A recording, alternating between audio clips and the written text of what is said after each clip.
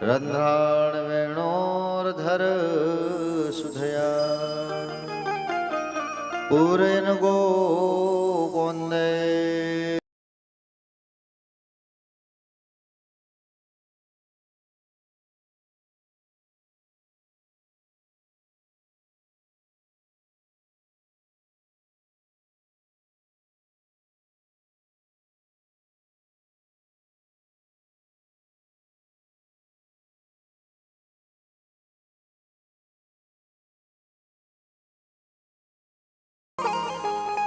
प्रसीद विश्वेश्वरि पाहि विश्वम्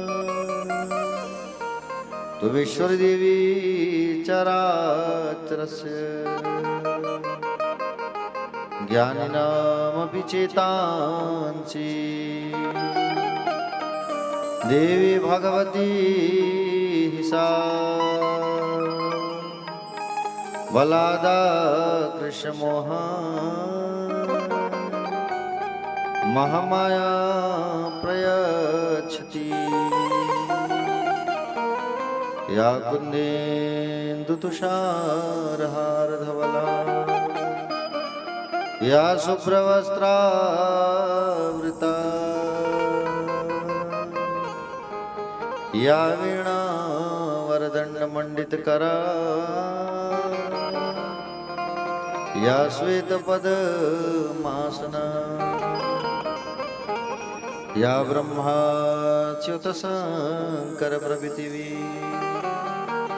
देवै सदा वन्दिता सा मा पातु सरस्वती भगवती निःशेषजाड्याम्पः मनोजवं मारुततुल्यवेगम् जितेन्द्रियं बुद्धिमतां वरिष्ठं वातात्मजं वानरयूथमुख्यं श्रीरामदूतं शरणं प्रपद्ये।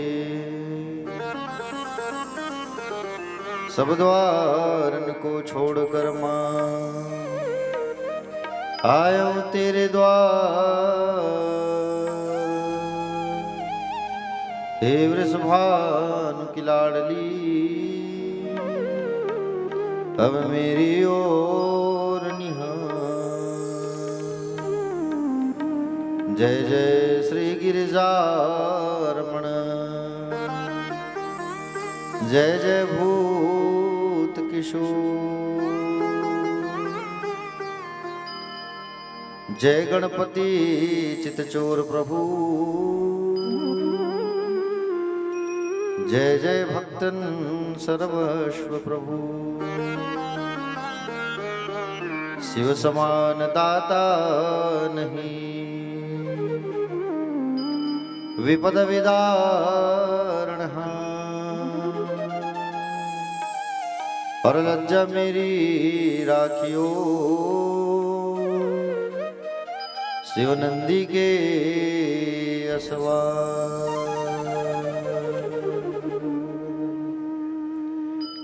वंदे देवो मापतिं सुरगुरुं, वंदे जगत कारणं, वंदे पन्नगभूषणधरं, वंदे पशूनां पतिं, वंदे सूर्यशशाङ्कवह्निनयनं, वंदे मुकुंदं प्रियं, वंदे भक्तजनाश्रयस्य वरदं, वंदे शिवं शंकरं। बोलिए श्री शिव महापुराण की जय। आइए सब लोग रुद्राष्टकम का पाठ करते हैं। आप लोगों को पर्चा मिला होगा रुद्राष्टकम का, जिसको जिसको मिला है वो देख के पढ़ना, और जिसको नहीं मिला है वो हमारे साथ पढ़ना, ठीक है। भगवान शिव की बड़ी प्यारी स्तुति है जिसको रोज गाना चाहिए घर में। शिव महापुराण के बाद भी इसको आप अपने घर पर जरूर गाइएगा, है ना। आइए सभी मिलकर रुद्राष्टकम को पाठ करते हैं। नमामि समीसान निर्वाण रूपम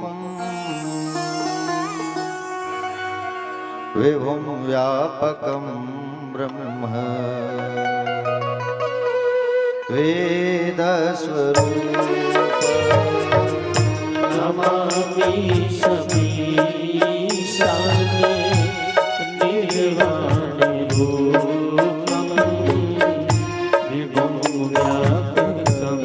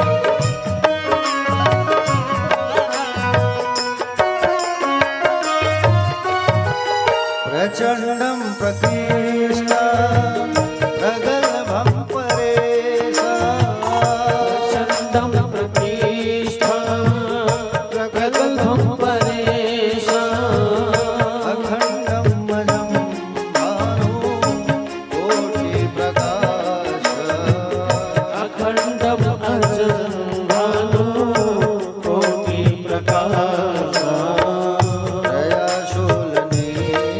दयाशूलनीरमोलनं शूलपाणि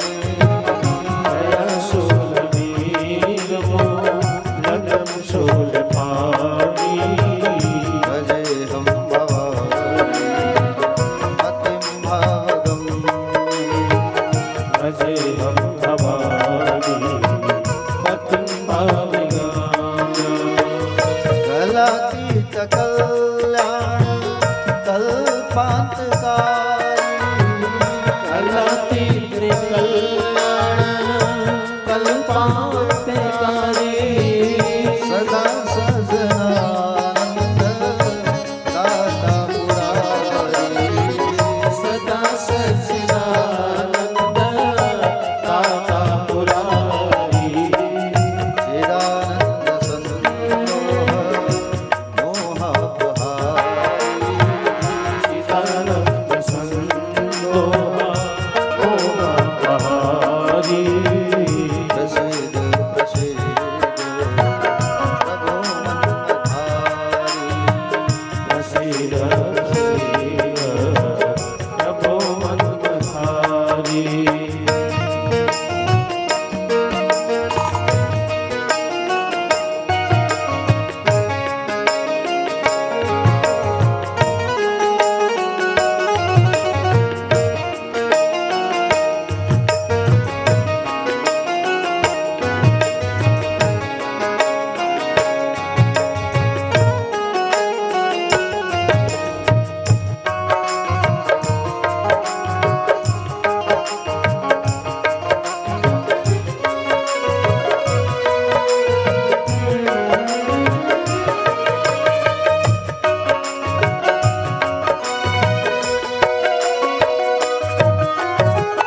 नया वधुमानाथ पादारविंदा नया वधुमानाथ पादारविंदा भजन्ति हलोके परिवना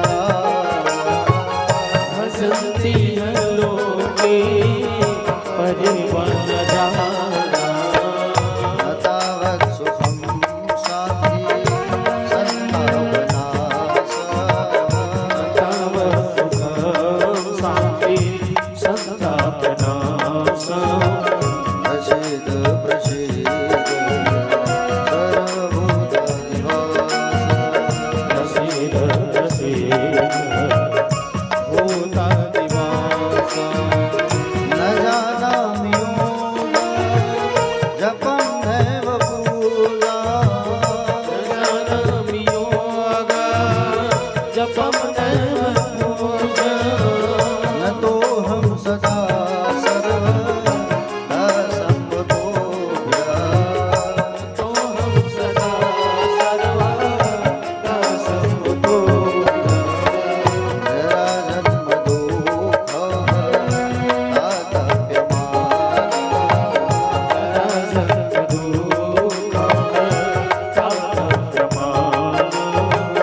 प्रभो पाहि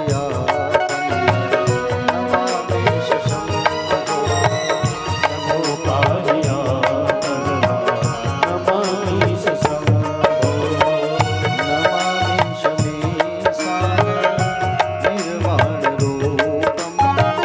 नमामि शमीशान निर्वाणरूपम् विभुं व्यापकं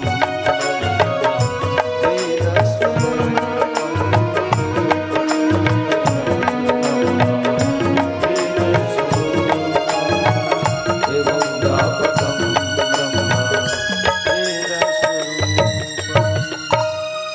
रुद्राष्टकमिदं प्रोक्तं विप्रेण हरतोषे ये पठन्ति नरा भगत्या तेषां शंभु प्रसीदति। मूले श्री शिव महापुराण की जय। व्यास नारायण भगवान की जय। कालो के काल महाकाल भगवान की जय। सोमनाथ जी भगवान की जय। मल्लिकार्जुन जी महाराज की जय। भीमा शंकरनाथ की जय। त्र्यंबकेश्वर भगवान की जय। घोषमेश्वर महादेव भगवान की जय। महाकाल जी महाराज की जय। ओंकारेश्वर भगवान की जय। नागेश्वर भगवान की जय। रामेश्वर भगवान की जय। बाबा वैद्यनाथ जी महाराज की जय। पशुपतिनाथ भगवान की जय। बटकेश्वर महादेव भगवान की जय। कुलेश्वर महादेव भगवान की जय। राय देवता भगवान की जय। शीतला मैया की जय। श्री सीताराम जी भगवान की जय। वीर बलवंत हनुमंत लला की जय। जगतगुरु शंकराचार्य भगवान की जय। धर्म सम्राट शिखर पात्र जी महाराज की जय। सर्वदेवमयी गौ माता की जय। अपने अपने पूज्य माता पिता की जय। अपने अपने पूज्य गुरुदेव भगवान की जय।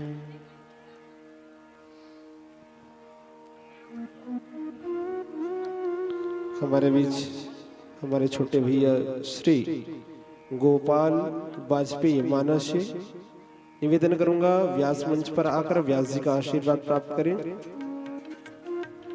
श्री गोपाल वाजपेयी जी रायपुर से अश्विनी नगर से आए हुए श्री राधे परिवार की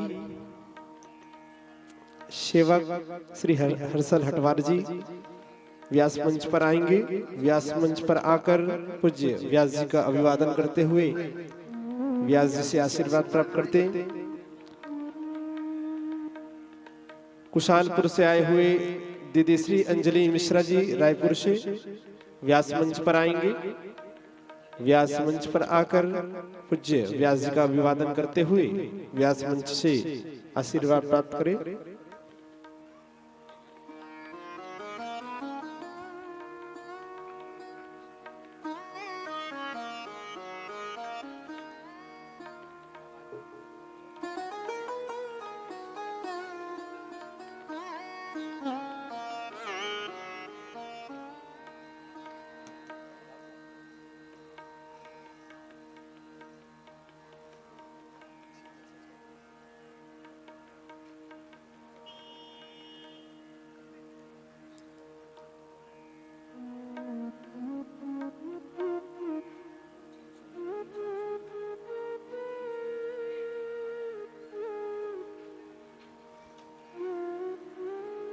और अभनपुर से पधारे श्री गुलशन सोनी जी सह परिवार उपस्थित व्यास मंच पर आएंगे। व्यास जी का अभिवादन करते हुए आशीर्वाद प्राप्त करें। व्यास मंच से आएंगे श्री गुलशन सोनी सह परिवार। दीदी से निवेदन करूंगा कि व्यास मंच पर आएंगे आशीर्वाद प्राप्त करने।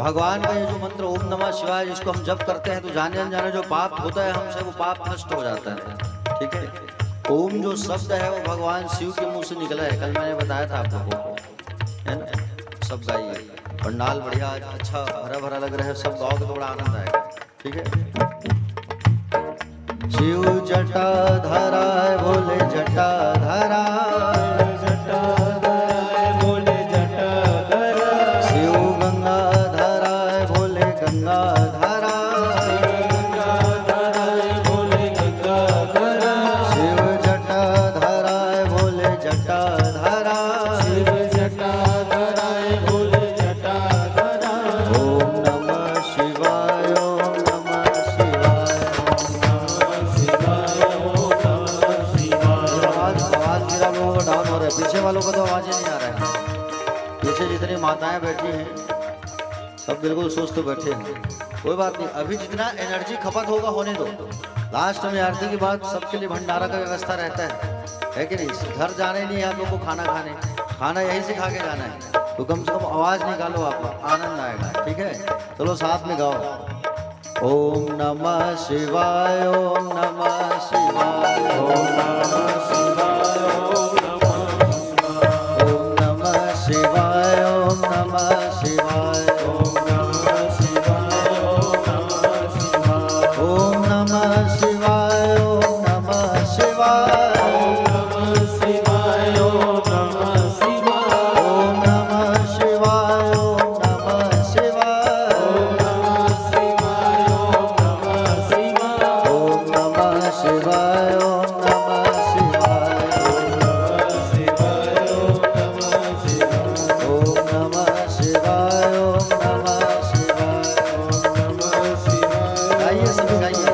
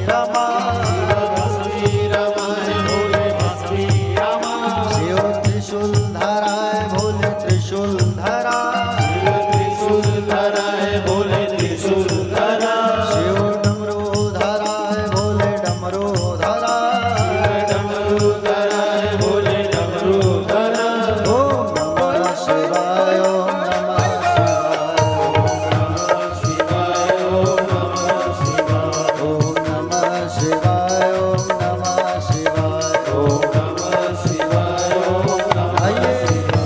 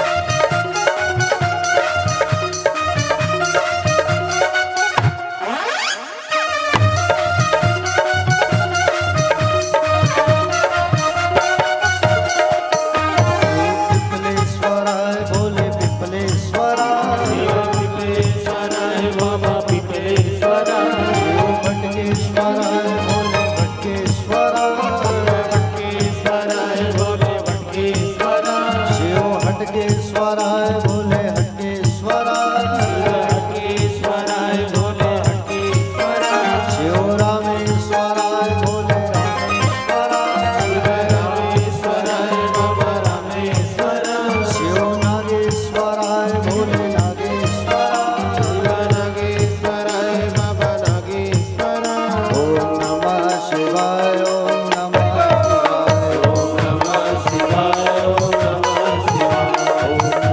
शिवाय ओम नमः शिवाय ओम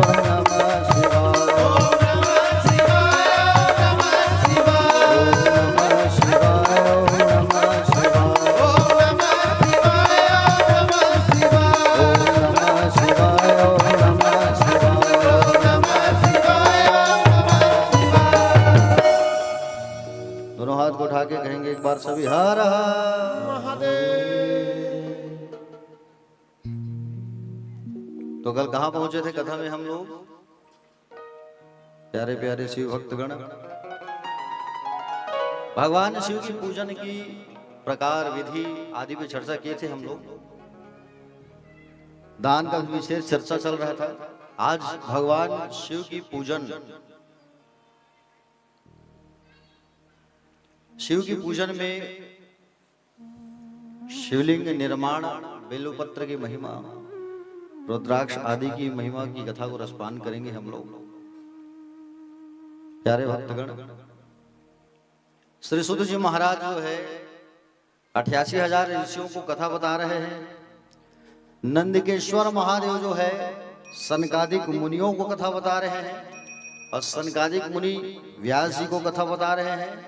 ये बहुत सारे संत कथा का वाचन कर रहे हैं और सब कथा को रसपान कर रहे हैं नैमिषारण्य की पवित्र स्थान पे।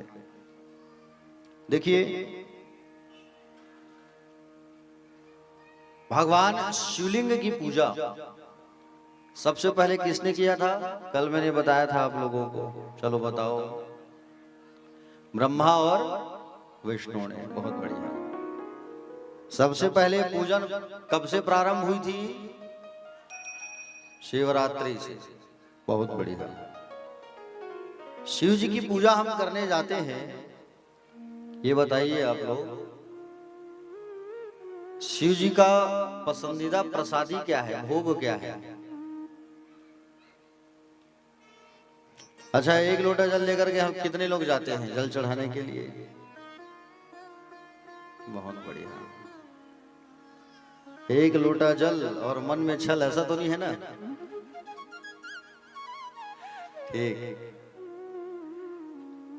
लोटा में लोटा जल चढ़ाइए, अच्छी बात है। लेकिन आप भगवान को भोग क्या लगाते हो? शिवलिंग में भोग कितना लगाना चाहिए, कौन सा लगाना चाहिए? प्यारे भक्तगण, सबसे पहले ब्रह्मा जी और विष्णु ने पूजन प्रारंभ किया था भगवान शिव का। भगवान शंकर सबसे पहले अग्नि स्तंभ के रूप में प्राकट्य जब हुए थे, तो सबसे पहले ब्रह्मा और विष्णु ने पूजन प्रारंभ किया। हम लोटे से जल चढ़ाते हैं, लेकिन सबसे पहले जब विष्णु जी जल चढ़ाए भगवान शंकर पर, तब उन्होंने अपने हाथों को ऐसा अंजलि बना करके शिवलिंग के ऊपर रखा था, और ब्रह्मा जी जो है पानी ला करके डालते गए। तो शिव विष्णु जी के हाथों से पानी जो है निकल करके शिवलिंग पर चढ़ने लगा। वनस्पतियों की जब उत्पत्ति हुई, तो सारे वनस्पति भगवान शंकर को अर्पण करने लगे। बारी आई भोग की, तो भोग क्या चढ़ाया जाए? तो प्यारे भक्तगण, भगवान शंकर का सबसे प्रिय भोग जो होता है वो होता है चूरमा। आटे का जो चूरमा प्रसाद होता है, शायद कल बटा था प्रसाद आटे का चूरमा। हाँ, वो भगवान शंकर का पसंदीदा भोग है। जो आप लोग सत्यनारायण भगवान की कथा जब करते हो ना, तो आप लोग जो बनाते हो वही भोग जो है प्यारे भगवान शंकर का प्रिय भोग है। लेकिन चढ़ाना कितना चाहिए, कितनी मात्रा में, और क्या क्या चढ़ाने से क्या क्या फल प्राप्त होता है, किस धातु का शिवलिंग बनाना चाहिए, सब पे आज विस्तार से चर्चा करेंगे अपन। प्यारे भक्तगण, देखो, मनुष्यों के द्वारा जो शिवलिंग होती है ना, प्रतिष्ठित या बनाई गई, उसमें एक शेर प्रसाद चढ़ता है। एक शेर में कितना ग्राम होता है? 933 ग्राम। 1 किलो में कुछ कम। है ना। 933 ग्राम प्रसाद भगवान शंकर पे चढ़ाना चाहिए।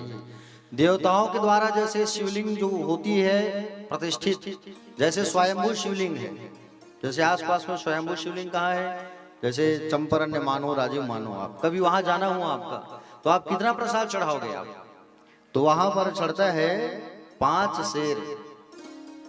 जो स्वयंभू शिवलिंग जो होता है उस पे 5 शेर भोग लगता है। और हम मनुष्यों के द्वारा स्थापित शिवलिंग, जैसे घर पर मंदिर है भगवान शंकर का, उस पे आपको शिवरात्रि पे भोग चढ़ाना है तो कितना चढ़ाइए, चढ़ाना है। ऐसा नहीं कि बोले जितने भक्त को आप आमंत्रित किए उसके लिए प्रसाद बना रहे हो, ऐसा नहीं। बांटने के लिए अलग से बना दो, लेकिन शंकर जी में चढ़ाने के लिए 1 शेर ही भोग लगाया करो। 933 ग्राम आटा, उसका सुंदर चूरमा बनाया करो और घी का ही उपयोग किया करो। सुंदर आटे का चूरमा भोग भगवान शंकर को अर्पण करना चाहिए। माघ का महीना चल रहा है और माघ के महीने में तिल का दान बड़ा श्रेष्ठ दान कहा गया है। आप जब शिव जी के मंदिर अभी जाते हो आप, तो शिव जी के मंदिर में आपको सबसे पहले काला तिल चढ़ाना चाहिए जल के साथ, क्योंकि माघ महीने में तिल का जो दान होता है वो श्रेष्ठ दान कहा गया है। तिल जो है 3 प्रकार का होता है, एक सफेद, एक भूरा और एक काला, है ना। भूरा को ही पीला भी कहते हैं। तिल जो है भगवान विष्णु के पसीने से उत्पन्न हुआ है। किससे उत्पन्न हुआ है? भगवान विष्णु के पसीने से। और तिल जो है बहुत शुद्ध माना गया है। अगर आप अपने जेब पर हमेशा 2 दाना तिल लेकर के चलते हो तो कभी आपकी एक्सीडेंट नहीं होगी, कभी काल आपके पास नहीं आएगा। अगर आपके हाथों में पॉकेट में अगर तिल है तो काला तिल, यम के दूत जो है आने से डरते हैं जिनके पास तिल होता है, काला तिल। समझ रहे हो ना, क्योंकि ये शुद्ध मानी गई है। देखना जब कोई परिवार में कोई जिसका देहावसन हो जाता है, खत्म जब हो जाते हैं, तो अंतिम दिन तिल, जौ और तेल वेल दिया जाता है, देते हैं ना। हाँ, तिल का जो दान होता है वो श्रेष्ठ दान कहा गया है। अगर आप शिवलिंग पर तिल चढ़ाते हो तो वो मृत्यु का निवारक होता है। मृत्यु जो हमारी आने वाली होती है वो मृत्यु हमारा टल जाता है तिल का दान करने से। इसलिए तिल जो है माघ का महीना है और माघ के महीने में तिल का दान श्रेष्ठ दान कहा गया है, बलवर्धक भी कहा गया है। अगर आप माघ के महीने में शिवलिंग की पूजा कर रहे हो, जल चढ़ा रहे हो, तो थोड़ा 2 दाना तिल, ज्यादा इसमें खर्च नहीं आता, 2 दाना तिल आप अवश्य चढ़ाएं। अगर आप शिवलिंग बना रहे हो तो कहां से मिट्टी लाना चाहिए, कैसे करना चाहिए?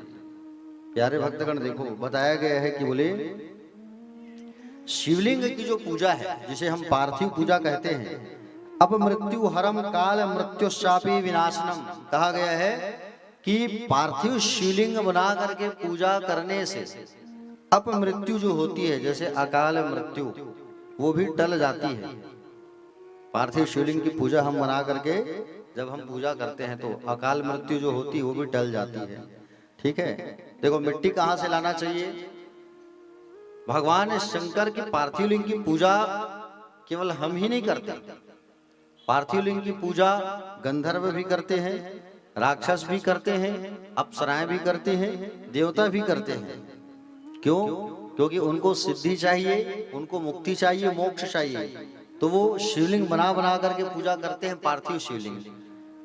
लिंगों में श्रेष्ठ अगर कोई लिंग कहा गया है तो वो है पार्थिव शिवलिंग ही सबसे श्रेष्ठ कहा गया है। समझ रहे हो ना? पार्थिव शिवलिंग की पूजा करना कलयुग में अति उत्तम माना गया है। अगर आपके आसपास अगर नदी है तो नदी से आप मिट्टी ले आओ, नदी नहीं है तो कुआं अगर होगा तो कुआं का मिट्टी ले आओ आप, और अगर कुआं नहीं है तो तालाब की मिट्टी को ला करके आप शिवलिंग बना सकते हो। अगर वो भी नहीं है, आसपास आपके बाड़ी में अगर एक भीमभोरा है जिसे बॉम्बी कहा जाता है, वहां की मिट्टी को भी आप सुंदर ला करके शिवलिंग बना करके पूजन कर सकते हो। बहुत पुण्यदायी मिलता है जब हम मिट्टी के शिवलिंग का बना करके सुंदर पूजन करते हैं। प्यारे भक्तगण देखो, बताया गया है कि भगवान शिव का अभिषेक करने से आत्मशुद्धि होती है, याद रखना। भगवान शिव की पूजन करने से आत्म शुद्धि होती है। भगवान शिव पर जब आप नैवेद्य चढ़ाते हो, भोग चढ़ाते हो, तो उससे हमारी आयु जो है बढ़ती जाती है, आयु कम नहीं होती भगवान पे भोग चढ़ाने से, चाहे आप कोई भी चढ़ाओ भोग, ठीक है। और भगवान शंकर पे जब आप धूप दिखाते हो तो उससे आपको धन की प्राप्ति होती है। जब आप भगवान शंकर पे दीप दिखाते हो तो दीप दिखाने से क्या होता है, ज्ञान की प्राप्ति होती है। खासकर विद्यार्थियों को भगवान शिवलिंग पर दीपक अवश्य जलाना चाहिए, सुबह शाम दीपदान अवश्य करना चाहिए, जिससे बुद्धि की वृद्धि होती है, ज्ञान में वृद्धि होती है। तांबूल अगर आपके पास है पान, तो भगवान को तांबूल भी आप भोग अर्पण करो, उससे भोगों की प्राप्ति होती है।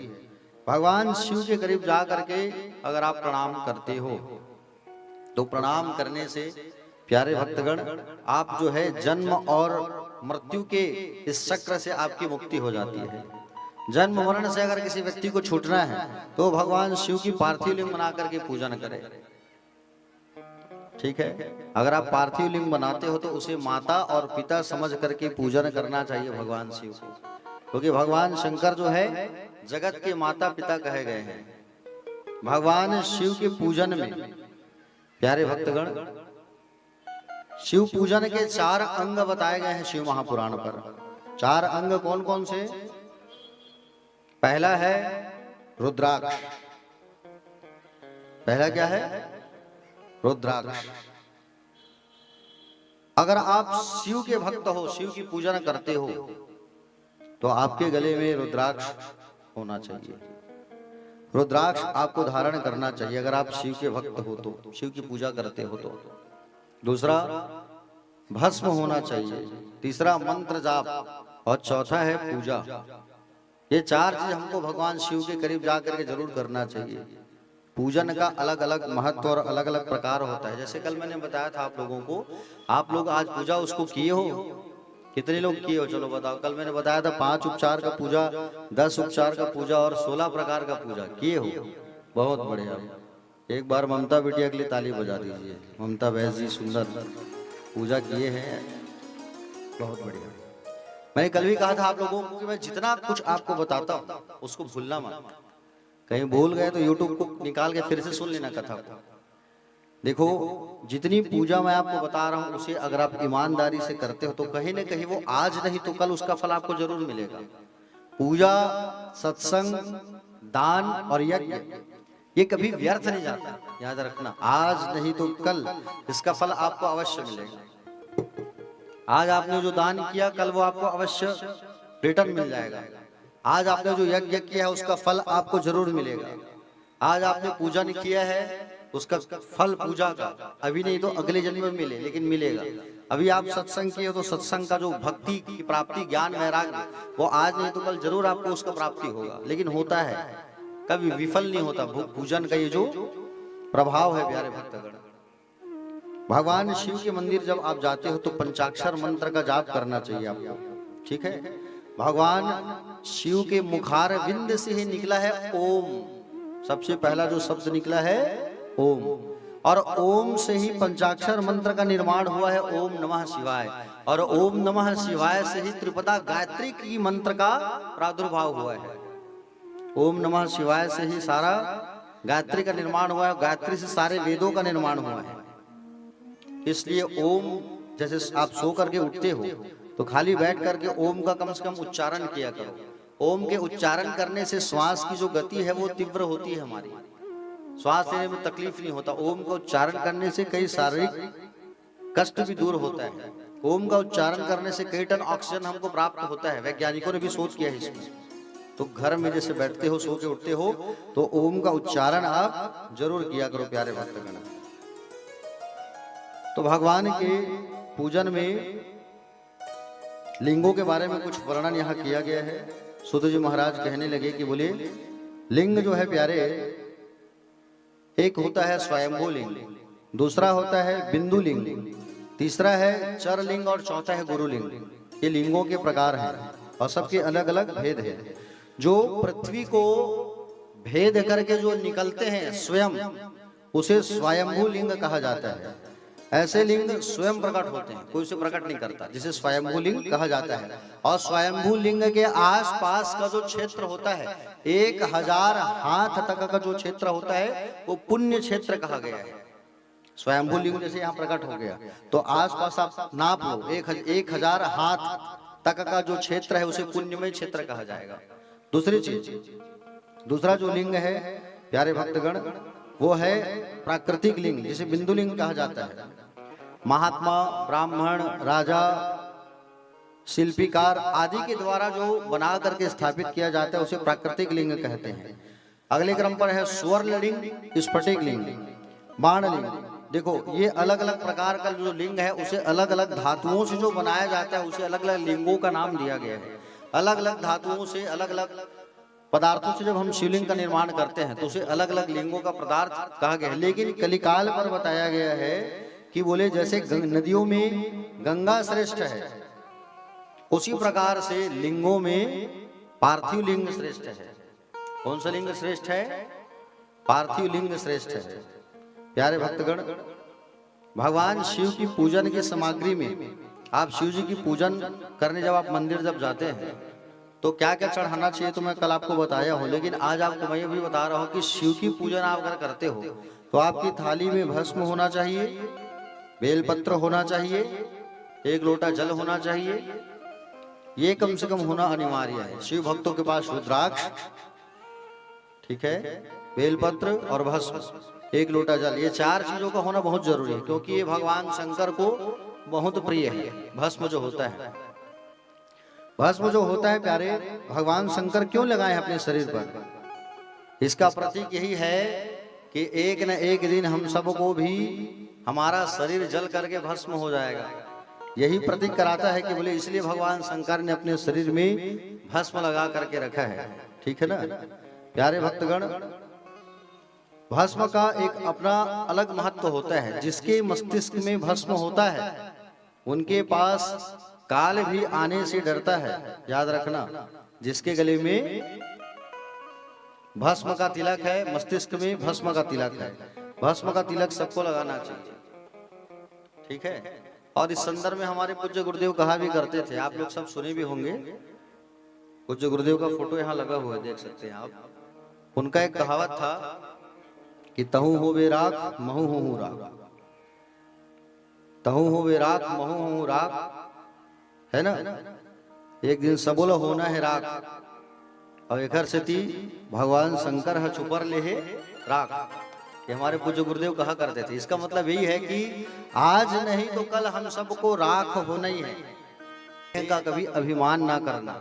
ये इसका सिद्धांत है भस्म का, कि बोले जो भस्म है उसका मुख्य उद्देश्य यही है कि हमको ये जो शरीर मिला है, ये हमारा शरीर 5 तत्वों से मिलकर के बना है। क्षितिजल पावक गगन समीरा पंचरचित अति अधम शरीरा। तो इस शरीर का हमको कभी अहंकार नहीं करना चाहिए प्यारे। अहंकार में आप देखो सब चले गए। ये अहंकार जो है पहले हुआ करता था 5 अक्षर का सतयुग में, हिरण्यकश्यप, वो चला गया। उसके बाद कौन सा आया युग? उसके बाद में आया त्रेता युग। त्रेता युग में ये अहंकार जो है 3 अक्षर का हुआ करता था, रावण, वो भी चला गया। उसके बाद में आया द्वापर युग। द्वापर युग में अहंकार जो है 2 अक्षर का हुआ, कंस, वो भी चला गया। ये कलयुग जब आया तो ये अहंकार जो है 1 अक्षर का हो गया, और एक अक्षर वाला राक्षस हो गया। ये 1 अक्षर में कौन? मैं।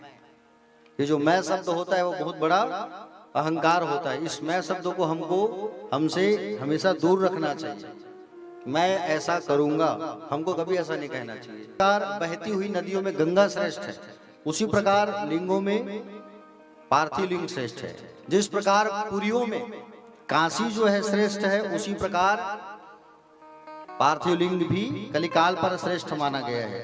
देखो जब आप पूजा करते हो पार्थिव लिंग की तो बिल्कुल निष्काम भाव से पूजा किया करो, साकाम भाव से मत किया करो पूजा। लेकिन आज हम सब लोग जो है प्यारे, आज के समय में सब साकाम पूजा ही करते हैं। साकाम और निष्काम 2 प्रकार की पूजा कही गई है। भक्ति जो होती है वो 2 प्रकार की होती है, पहला है साकाम और दूसरा है निष्काम। अब इसका अर्थ बता रहा हूं मैं आपको, सुनो। देखो जब हम भगवान के मंदिर जाते हैं और जब आते हैं तो भगवान से हम पूजा करते हैं। पूजा करने के बाद भगवान से हम मांगते हैं है कि नहीं? कितने लोग मांगते हैं? हाथ उठाओ। बहुत बढ़िया। कहाँ मांगथस दाई? वो पाछू वाली माता जी ने कहा था। क्या मांगते हो आप? हाँ हाँ, क्या मांगते हो? हमन कोनो नहीं बता दे।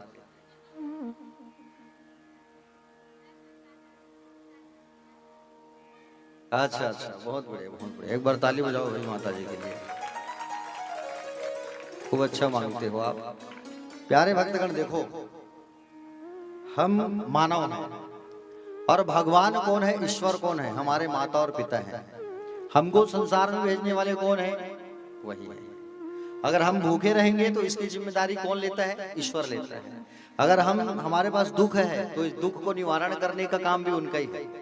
हम केवल उनके संतान हैं तो हम बिल्कुल चिंता ना करें, वो हमारी प्रबंध वही करेगा। देखो, जब बच्चा जन्म लेता है ना तो उसके पास दांत नहीं होता।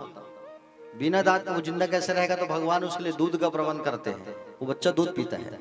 उसी प्रकार से जैसे बच्चा थोड़ा बड़ा होता है, दांत आता है, तो उनके लिए संसार की तरह तरह की वस्तुएं, खाने पीने की पदार्थ उपलब्ध हो जाती है। भगवान उपलब्ध करते कि नहीं करते? भगवान को बिल्कुल टेंशन रहता है। हम सबके माता पिता हैं। तो मंदिर जब भी जाओ भगवान का, तो बिल्कुल निष्काम भाव हो करके, बिल्कुल निस्वार्थ भाव से पूजा करना। कभी भगवान से मांगना मत। जब हम भगवान के मंदिर जाते हैं, भगवान से कहते हैं, भगवान बोले हमारी बिगड़ी बना दो, बोले बहुत चिंता है, भगवान बच्चे की नौकरी लग जाती, भगवान बच्चे अच्छे से पढ़ लिख लेते, ये हम भगवान से मांगते हैं।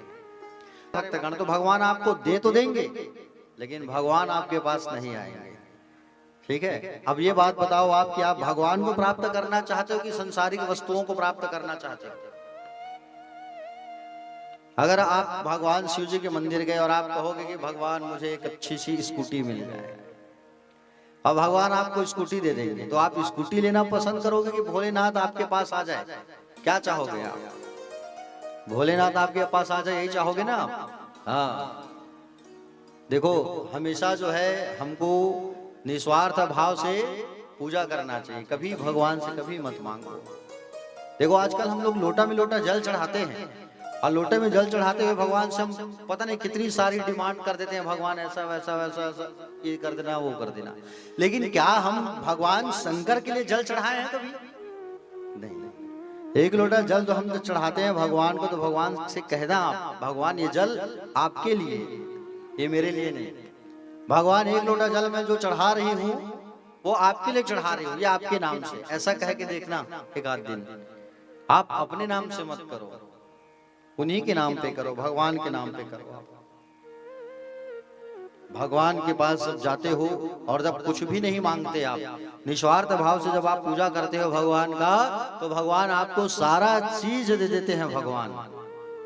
और भगवान स्वयं आ जाते हैं दर्शन देने। लेकिन जब साकाम भाव से हम भगवान की पूजा करते हैं तो भगवान सब देते हैं, लेकिन भगवान नहीं आते।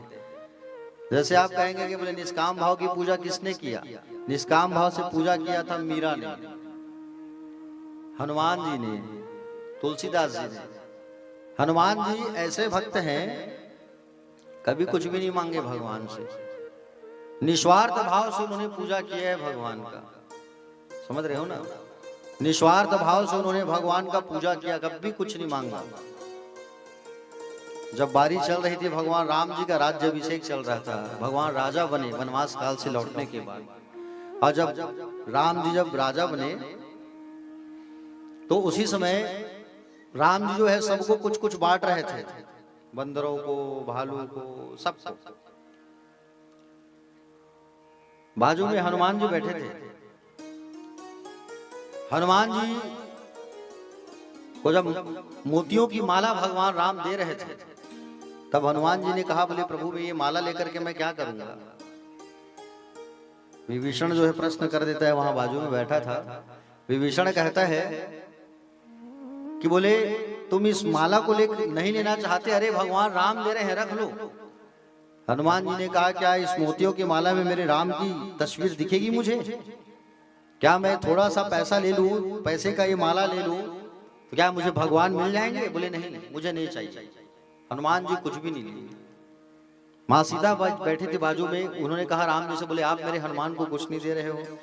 तो राम जी ने कहा कि बोले इसे तो तुमने पहले ही सब कुछ दे दिया है अशोक वाटिका में। हजार अमर गुण निधि सुत हूँ करहूँ सदा रघुनायक छू।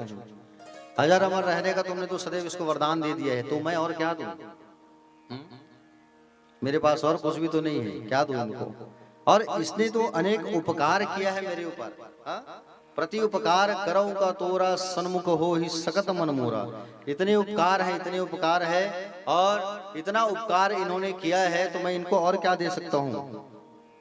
विभीषण ने फिर वहां पर प्रश्न कर दिया, बोले तुमको भगवान इतना सारा चीज सब दे रहे हैं फिर भी तुम नहीं ले रहे हो, बोले ऐसा क्यों कर रहे हो तुम? तो हनुमान जी ने कहा मुझे ये सब चीज नहीं चाहिए, क्योंकि मैं निस्वार्थ भाव से भगवान की भक्ति किया हूँ, और भगवान तो मेरे हृदय में सदैव के लिए बैठे हुए हैं। विभीषण को यकीन नहीं हुआ। विभीषण ने कहा ठीक है दिखाओ तुम्हारा सीना। तो हनुमान जी ने सीने को ही फाड़ के दिखा दिया, ले देख।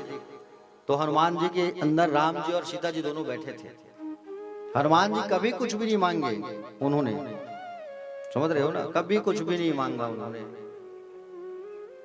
निस्वार्थ भाव से उन्होंने भगवान का भजन किया है प्यारे, निस्वार्थ भाव से, कभी कुछ नहीं मांगा। इसलिए आज भी जब इच्छा होती है तब भगवान का दर्शन वो करता है हनुमान जो है। और हनुमान जी आज भी प्यारे, आज भी कलिकाल पर विराजमान है, क्योंकि राम जी जाते जाते ये कह दिए, क्या कह दिए? जाते जाते ये कह दिया है कि बोले तुम कलयुग के अंत तक तुम जो है यहाँ विराजमान रहोगे, अंत तक, कलयुग के अंत तक, और मेरे कल की अवतार होने तक तुम मेरा इंतजार करोगे, ऐसा हनुमान जी को कह दिया है। और आज भी हनुमान जो है प्यारे, जहां जहां कथा होती है वहां वहां हनुमान जी का वास जरूर होता है। वो किसी न किसी रूप में आकर के बैठ करके कथा अवश्य सुनते हैं प्यारे, समझ रहे हो ना? हाँ, तो एक बार सारे लोग जयकारा लगा दीजिए हनुमान जी का।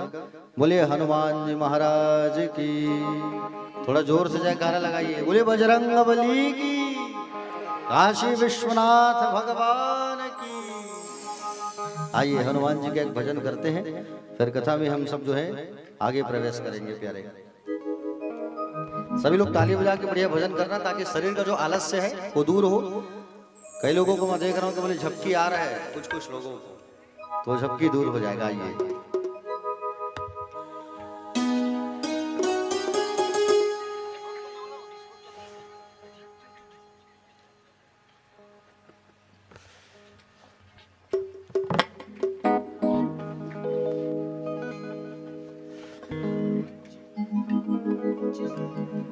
जिसने लिया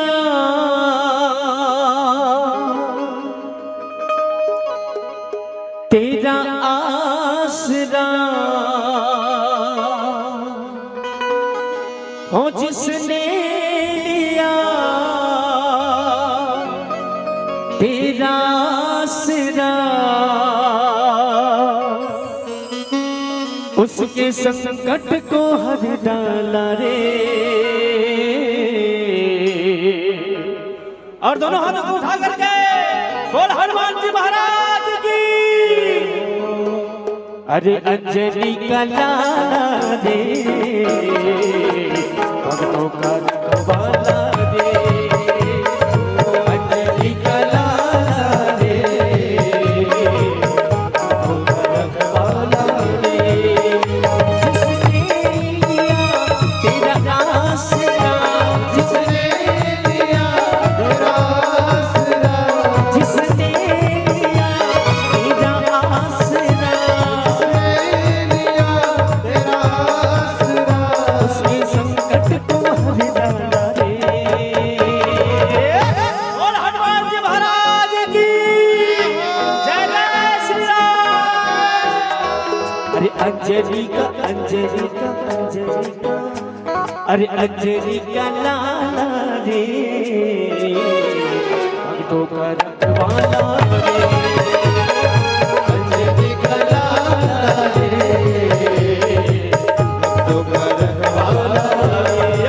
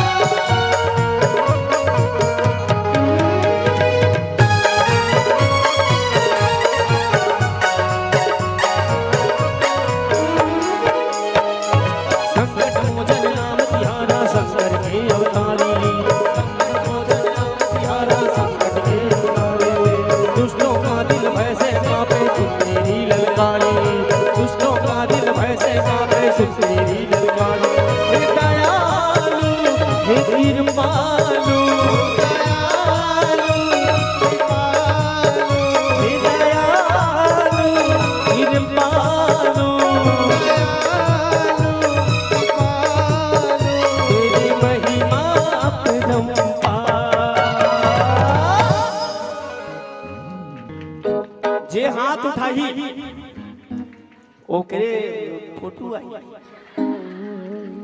ऐसे वैसे नहीं बोलत रहे मैं, अब सीधी बात ऐसे करो तो कैमरा वाला ऐसे है नहीं। अब तोहरे का तू ही बनी दिखू तो का मतलब काली दिन में तू खोल के दिखा आई हाय ऐसे वाला बात हुई है नहीं। सही कहा तूने, जोर से। हमारे छत्तीसगढ़ में एकदम कुछ कहा कैसे रहे, अब बोलो ना। हाँ जिसने लिया तेरा आसरा, जिसने लिया तेरा आसरा। भानु भैया सबसे पहले तो इसलिए नाचो तुम्हारो मन क्या है।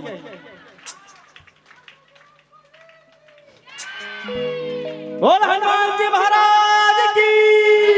ओ जिसने लिया तेरा आसरा, सब झल्ला मिल के गाना है। देखो मैं बता ऐसे चोर भी चाहिए मजा नहीं है नहीं। मैं गा दूंगा बात तू मन गाओ, समझ के ई कर फिर देख ले आपका चलिए। चलो जिसने लिया तेरा आसरा, जिसने लिया तेरा आसरा, इसके संकट को हर डाला रे।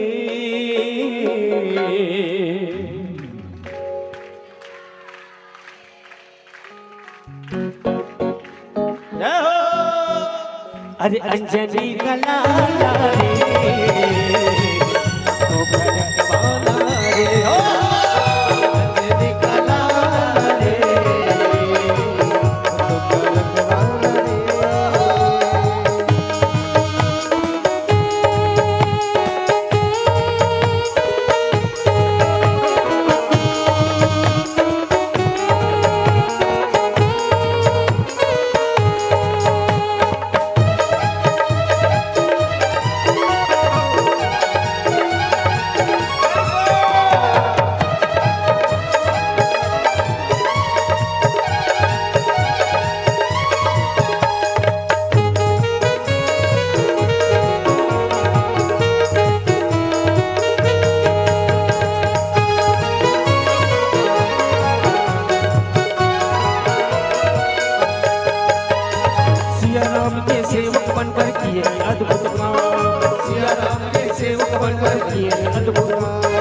लंका समुंदर लंका उड़ाई लाई सीजा पाएगा।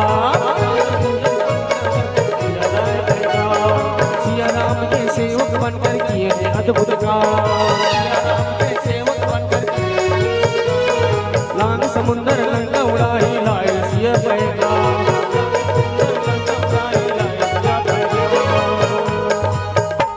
संजीवन तुम लाए, संजीवन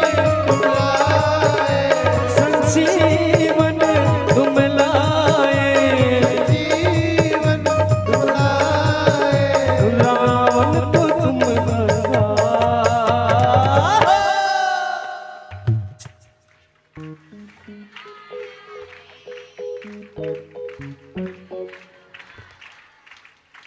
ले जाओ। किरिस का सुनेगा? हाँ इला कैसे जान नहीं जानू किरिस का देखा बे ले चल चल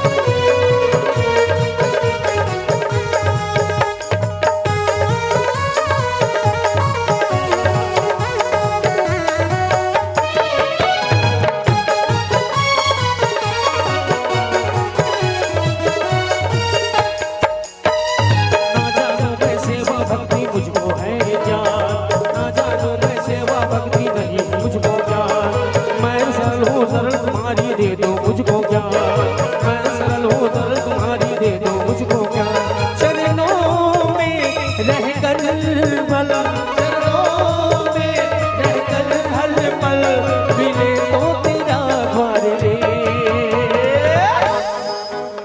अरे अंजलि का लाला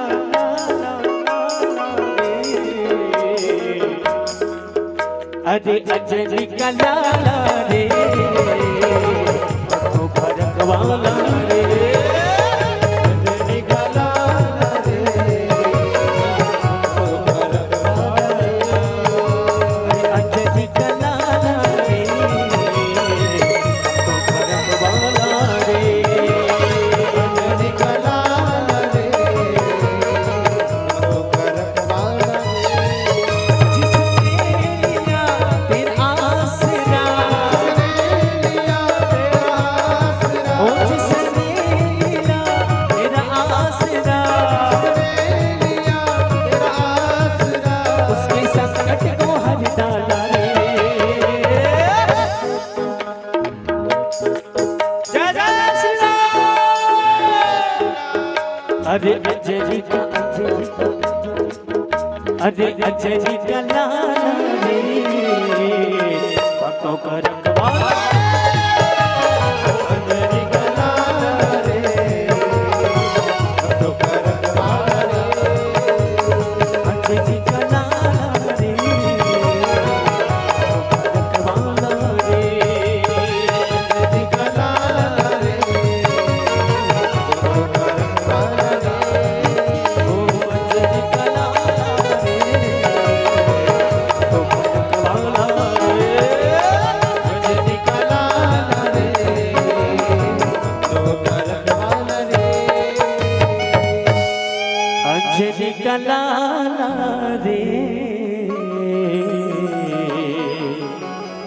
भक्तों का रखवाला रे। बोल हनुमान जी महाराज की राधे राधे। अवश्य मिला दे।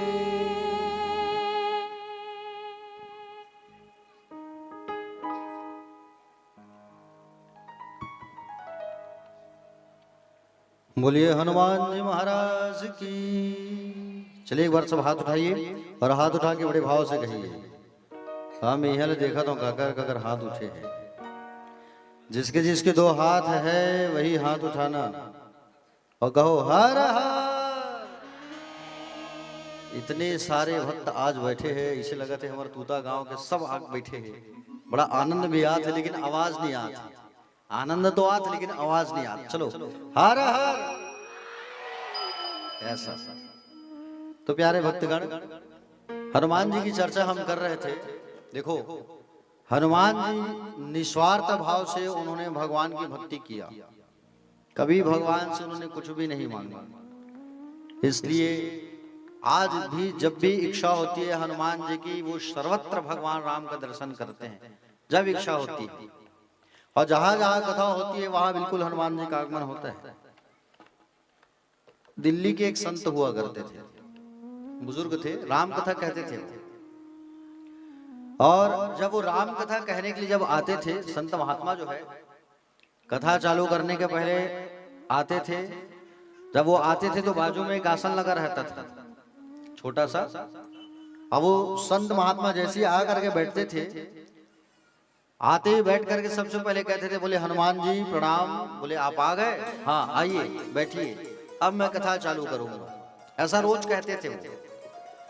एक दिन एक वकील आया, अधिवक्ता एडवोकेट आया और उसने देखा कि बोले महाराज जी करते क्या है? बोले आओ हनुमान जी बैठो। हाँ आप बैठ गए, अब मैं कथा चालू करता हूँ। ऐसा रोज कहते थे वो महात्मा जो है, संत जो है। अब वो जो वकील साहब आए हुए थे उन्होंने देखा, देख करके कहने लगे बोले ये सब बकवास है। बोले हनुमान जी आते ही नहीं। बोले आप कथा पतारा छोड़ करके इधर उधर की बात कर रहे हो महाराज। बोले मैं परीक्षा लूंगा आपका। बोले संत ने कहा बोले ठीक है आप कल आ जाना परीक्षा लेने के लिए, लेकिन कथा के आधा घंटा पहले आना भैया आप, हमारे आने से पहले। बोले ठीक है, और मेरे आने से पहले आप पहुंच जाना। जैसे ही महाराज जी आए और महाराज जी आकर के उन्होंने फिर उनसे कहा आ गए हनुमान जी, आइए बैठिए। हाँ अब आप आ गए ना, अब मैं कथा चालू करूंगा। देखा कि वकील कहाँ बैठे हैं, वकील को बुलाया, वकील साहब आइए। वकील बड़े अहंकार से आया कि बोले मुझे बुला रहे हैं, आज परीक्षा लूंगा मैं। संत ने कहा अगर तुम इस बात को सिद्ध कर दिए कि वाकई में यहाँ हनुमान है तो तुम क्या करोगे? तो वकील ने कहा कि मैं वकालत छोड़ दूंगा महाराज और आपका चेला बन जाऊंगा। बोले ठीक। उतने में वकील जो है आया, और वकील जो है आकर के जैसे मंच में चढ़ा तो महाराज जी ने कहा कि बोले जो हनुमान जी के लिए मैंने आसन लगाया है उस आसन को आप उठा करके थोड़ा सामने रख दो भैया। आसन को उठाओ और उठा करके सामने रख दो आप। अब वो वकील आया, चढ़ा मंच में, और जैसे मंच में चढ़ा उस आसन को जैसे उसने पकड़ा, आसन को जब उसने पकड़ा तो आसन को पकड़ तो लिया लेकिन आसन को उठा नहीं पाया। पसीना से नहा डाला, पूरा आसन टस से मस नहीं हुआ, बहुत परेशान। आसन को उठा के देखने लगा लेकिन आसन उठा ही नहीं, टस से मस नहीं हुआ, हिल ही नहीं पाया आसन। वकील कहा कि बोले महात्मा आप जो कहते थे वो सत्य कहते थे। बोले आज भी हनुमान जी महाराज आते हैं, ये बात सिद्ध हो गया। माइक उनको दिया गया, बोलो तुमने क्या महसूस किया? तब वकील माइक में बोला कि बोले संत महात्मा जो बात कहते हैं कि आओ हनुमान जी बैठो, आप आ गए, सत्य बात है। आज भी हनुमान जी हमारे बीच रहते हैं। जब मैंने आसन को उठाया तो मुझे ऐसा लगा कि कोई उसमें बैठा है और इतना वजन है कि मैं उस आसन को हिला नहीं पाया, उठाना तो दूर। और वकील ने ये भी कहा कि आज से मैं वकालत करना छोड़ दिया और मैं आज से आपकी भक्ति करूंगा, आपका झोला लेके चलूंगा, आपकी सेवा करूंगा महाराज। तो जहां कथा होती है वह हनुमान जी बिल्कुल आते हैं। और आज भी कलिकाल में भी हनुमान जी अमर हैं प्यारे। 7 से 8 संत महापुरुष हमारे बीच ऐसे हैं जो अमर हैं, आज भी जीवित हैं। जैसे हनुमान जी महाराज, अश्वत्थामा है ना, राजा बलि, व्यास, विभीषण, सुखदेव जी, नारद जी, ये ऐसे संत महात्मा आज ऐसे हैं जो हमारे बीच आज भी जीवित रहते लेकिन हमको दिखाई नहीं पड़ते। और हनुमान जी तो जहां जहां कथा होती है वहां वहां बिल्कुल पधारते हैं। और जहां राम की चर्चा हो तो वहां तो सबसे पहले आते हैं, जहां शिव की चर्चा हो वहां सबसे पहले आते हैं। यहाँ शिव की चर्चा हम सब कर रहे हैं, भगवान शिव की कथा, कहीं ना कहीं बिल्कुल वो आकर के बैठे हैं हनुमान जी महाराज, क्योंकि सबसे पहले तो न्योता उन्हीं को दिया गया है, हनुमान जी को। तो हनुमान जी ने कभी भगवान से कुछ भी नहीं मांगा। उसी प्रकार आप सबको भी भक्ति करना है निष्काम भाव से, निस्वार्थ भाव से। भगवान से कभी कुछ मत मांगो, वो तो सब कुछ देख ही रहे हैं, बिना मांगे सब चीज मिल जाता है, मांगने की आवश्यकता नहीं होती प्यारे। मीरा जब भगवान की भजन करती थी बैठ करके, और मीरा जब भगवान का बैठ करके भजन करती थी तो केवल एक ही चीज कहती थी भगवान से, भगवान आप आ करके सामने बस खड़े रहो, मैं आपको देखना चाहती हूँ, मुझे चाहिए कुछ नहीं। और जब मीरा भजन गाना चालू करती थी, जब मीरा भजन गाती थी तो भगवान कन्हैया सामने आकर के खड़े हो जाते थे, वो देखती थी और उसको देख देख करके गाना गाया करती थी, भजन गाया करती थी। बाकी लोग जो उनको देखते थे, मीरा को तो पागल है, ये पगली है, ऐसा कहते थे। लेकिन जो भावार्थ है, जो असली की जो बात है, वो केवल मीरा समझती थी। इसलिए आप भी निष्काम भाव से, निस्वार्थ भाव से भगवान की पूजा करो, कभी भगवान से कुछ मांगो मत। मांगने से भगवान सब कुछ दे तो देते हैं, लेकिन भगवान हमारे पास नहीं आते। तो प्यारे भक्तगण, लिंग की बात चल रही थी, तो लिंग आप सब जो है अवश्य बना के पूजा किया करो। पार्थिव शिवलिंग की पूजा करने से अभिष्ट फल की प्राप्ति होती है, अल्प मृत्यु होती है, वो अल्प मृत्यु टल जाता है। प्यारे भक्तगण, भगवान के विधिवत बिल्कुल पूजन किया करो। भगवान शिव की पूजा में आपका अगर पूजन का थाल है तो उस पूजन के थाल पर आप जो है 1 लोटा जल, भस्म, बिल्व पत्र, रुद्राक्ष, और रुद्राक्ष के साथ साथ अक्षत जो अखंड हो, जो टूटा हुआ ना हो ना, अक्षत के दाने अवश्य रखो भगवान शिव के लिए। शमी का पत्र रखो, आप पुष्प रखो। पुष्प में केतकी का फूल भगवान को मत चढ़ाना, कैसे नहीं चढ़ता, कल मैंने बताया था आप लोगों को कथा में। केतकी का पुष्प भगवान शंकर पे कभी मत चढ़ाना, ठीक है। धतूरा का पुष्प रखो, काला तिल अवश्य रखो, और उसके साथ साथ गंध रखो, धूप दीप नैवेद्य, ये बिल्कुल भगवान शिव के लिए आप जो है बिल्कुल आप रखें और भगवान को अवश्य भेंट करें प्यारे। देखो आगे बताया गया है, श्री सूत जी महाराज कहते हैं कि बोले भगवान सदाशिव की पूजन में पंचाक्षर मंत्र का उच्चारण आपको हमेशा करना चाहिए। पंचाक्षर मंत्र का आप जब उच्चारण करते हो तो भगवान शंकर कैलाश पर्वत से उठ करके आ करके आपकी पूजा, आप जब पूजा करते हो तो आपके सामने भगवान बैठे रहते हैं, लेकिन हम वो भाव प्रकट नहीं कर पाते कि काश हमारे बीच भगवान शंकर बैठे हैं। लेकिन हम पूजा जब करते हैं तो पूजा में हमारा मन केवल भगवान शंकर पे लगना चाहिए। पूजा के समय हमारा जो मन है हमारे घर में लगा रहता है।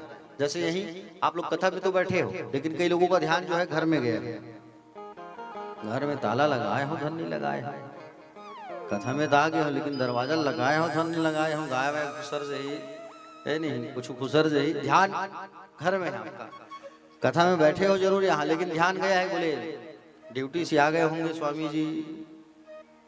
ध्यान अगर घर में गया है तो पूजा का, कथा का फल आपको नहीं मिल सकता।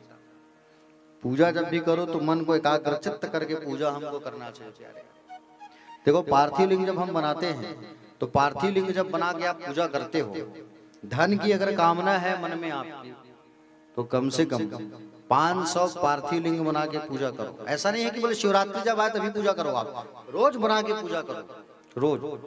जैसे यहाँ शिव महापुराण की भी हमारी कथा चल रही है तो रोज आप लोग पार्थिव लिंग बना के पूजा करते हो, रोज बना रहे हो ना आप लोग। हाँ, वैसे घर में भी रोज बना सकते हो आप। घर में मिट्टी का शिवलिंग बनाइए और मिट्टी का शिवलिंग बना के पूजन करिए आप। पार्थिव शिवलिंग जब भी बनाओ तो बनाते समय मिट्टी भी लाओ तो उसका भी मंत्र होता है, मैं बता रहा हूँ आपको, आप सुनना। उसका भी एक मंत्र होता है। जब भी आप बनाओ तो प्यारे भक्तगण, जैसे आप शिवलिंग बनाने के लिए मिट्टी लेकर के आए हो नदी से, तालाब से, खेत से, बाड़ी से, तो आपको क्या कहना है? ओम हराय नमः। मिट्टी लाते वक्त क्या कहना चाहिए? ओम हराय नमः। जब आप लिंग का निर्माण करते हो उसमें आपको कहना चाहिए ओम महेश्वराय नमः। तीसरी बात, पार्थिव लिंग को जब आप उठा करके थाली में रखते हो और प्रतिष्ठा करते हो, भगवान हम आपकी पूजा कर रहे हैं, आप उठा के ला के रखते हो, तो उस समय आपको कहना चाहिए ओम शंभवे नमः। उसके पश्चात जब आप पूजा करने के पहले हाथ जोड़ करके भगवान से प्रार्थना करते हो कि भगवान आप आओ और आ करके बैठ जाओ। देखो जब भी कोई मंदिर जाओ या शिवलिंग की पूजा करो तो सबसे पहले हाथों में फूल लेकर के आवाहन जरूर करना भगवान का। आवाहन का मतलब होता है बुलाना, हे प्रभु आप आओ और आ करके आप बैठ जाओ, ऐसा आवाहन जरूर करना। तो आवाहन करने के लिए भगवान का मंत्र क्या है? ओम शूल पाणये नमः। ठीक है, जब शिवलिंग पर आप जल डालते हो तो शिवलिंग पे आप जल डालते हो, भगवान शंकर को जब आप नहलाते हो तो उसका भी एक मंत्र है।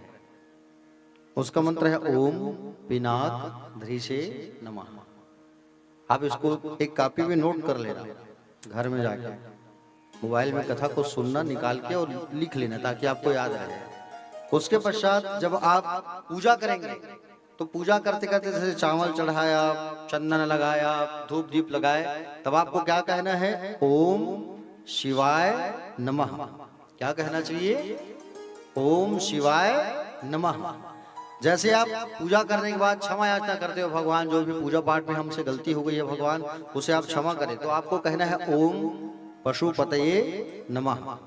क्या बोलना है? बोलो ओम पशुपतये नमः। ठीक है, ये कहना है। उसके बाद जब आप विसर्जन करने जाते हो महादेव का, महादेव की जब शिवलिंग बनाते हो पार्थिव, तो संध्या के पहले, सूर्यास्त के पहले उसे विसर्जन कर देना चाहिए।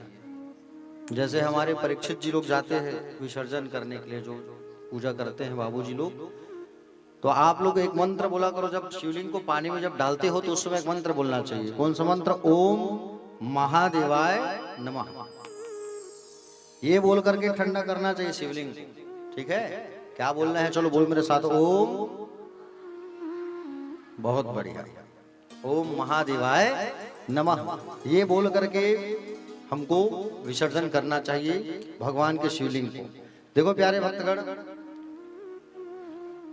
प्यारे भक्तगण, देखिए भगवान शंकर में आप अगर नित्य 500 अगर आपका पार्थिव लिंग हो जाता है, धन की हमेशा कमी रहती है, धन आपके पास आती है और चले जाते हैं, उस स्थिति में आप 500 पार्थिव लिंग बना करके पूजन करिए।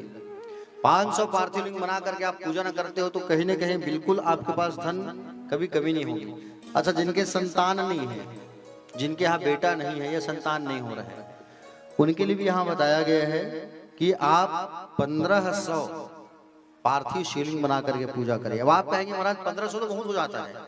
कोई बात नहीं, 5 लोगों को बैठा दो, छोटा छोटा शिवलिंग बना के परात में आप रखते जाओ। एक दिन में अगर 100 शिवलिंग बन जाता है छोटा छोटा तो 100 हो गया। 15 दिन रेगुलर जब आप करेंगे तो 15 दिन जब आप रेगुलर करेंगे तो वो 1500 शिवलिंग हो जाता है। कितना?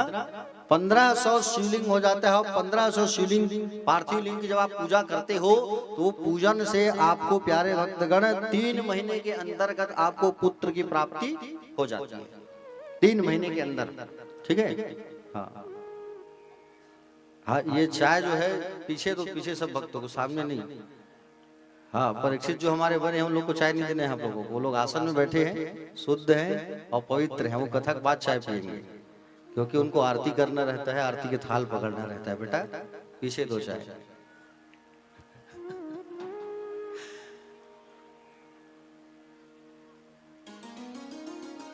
बोलिए महाकाल जी महाराज की। तो प्यारे भक्तगण, आगे बताया गया है, ससुर जी महाराज कहे कि पुत्र की कामना अगर है हमारे अंदर तो 1500 पार्थिव लिंग बना करके हमको पूजन करना चाहिए। दूसरी बात, मोक्ष चाहिए हमको तो मोक्ष के लिए 1 करोड़ पार्थिव लिंग, जब तक जीवन है आपका तब तक आप पार्थिव लिंग बना बना करके पूजन करते जाइए। भगवान शिव की महत्व की कृपा जिस दिन होगी उस दिन अवश्य आपकी मुक्ति अवश्य हो जाएगी प्यारे। लेकिन वही है कि आपको 1 करोड़ पार्थिव लिंग बना करके पूजन करना होगा जी। आगे बताया गया है कि बोले शिवलिंग में सबका अधिकार है। शिवलिंग की जो पूजा होती है उसको सब लोग कर सकते हैं। ऐसा नहीं कि बोले शिवलिंग बना है तो शिवलिंग में किसी का अधिकार नहीं है, ऐसा नहीं। शिवलिंग में सबका अधिकार होता है। जितने भक्त हैं सब भगवान के शिवलिंग की पूजा कर सकते हैं। रही बात नैवेद्य की, तो नैवेद्य की जो बात होती है प्यारे, तो नैवेद्य कई लोग बीच में कह रहे थे कि बोले नैवेद्य भगवान में चढ़ा हुआ हम खाएं कि नहीं खाएं। तो प्यारे भक्तगण, ये भी शिव महापुराण में बताया गया है। भगवान शंकर का जो नैवेद्य होता है, ठीक है ना, भगवान शिव का जो प्रसाद होता है, जो नैवेद्य होता है भगवान शंकर के,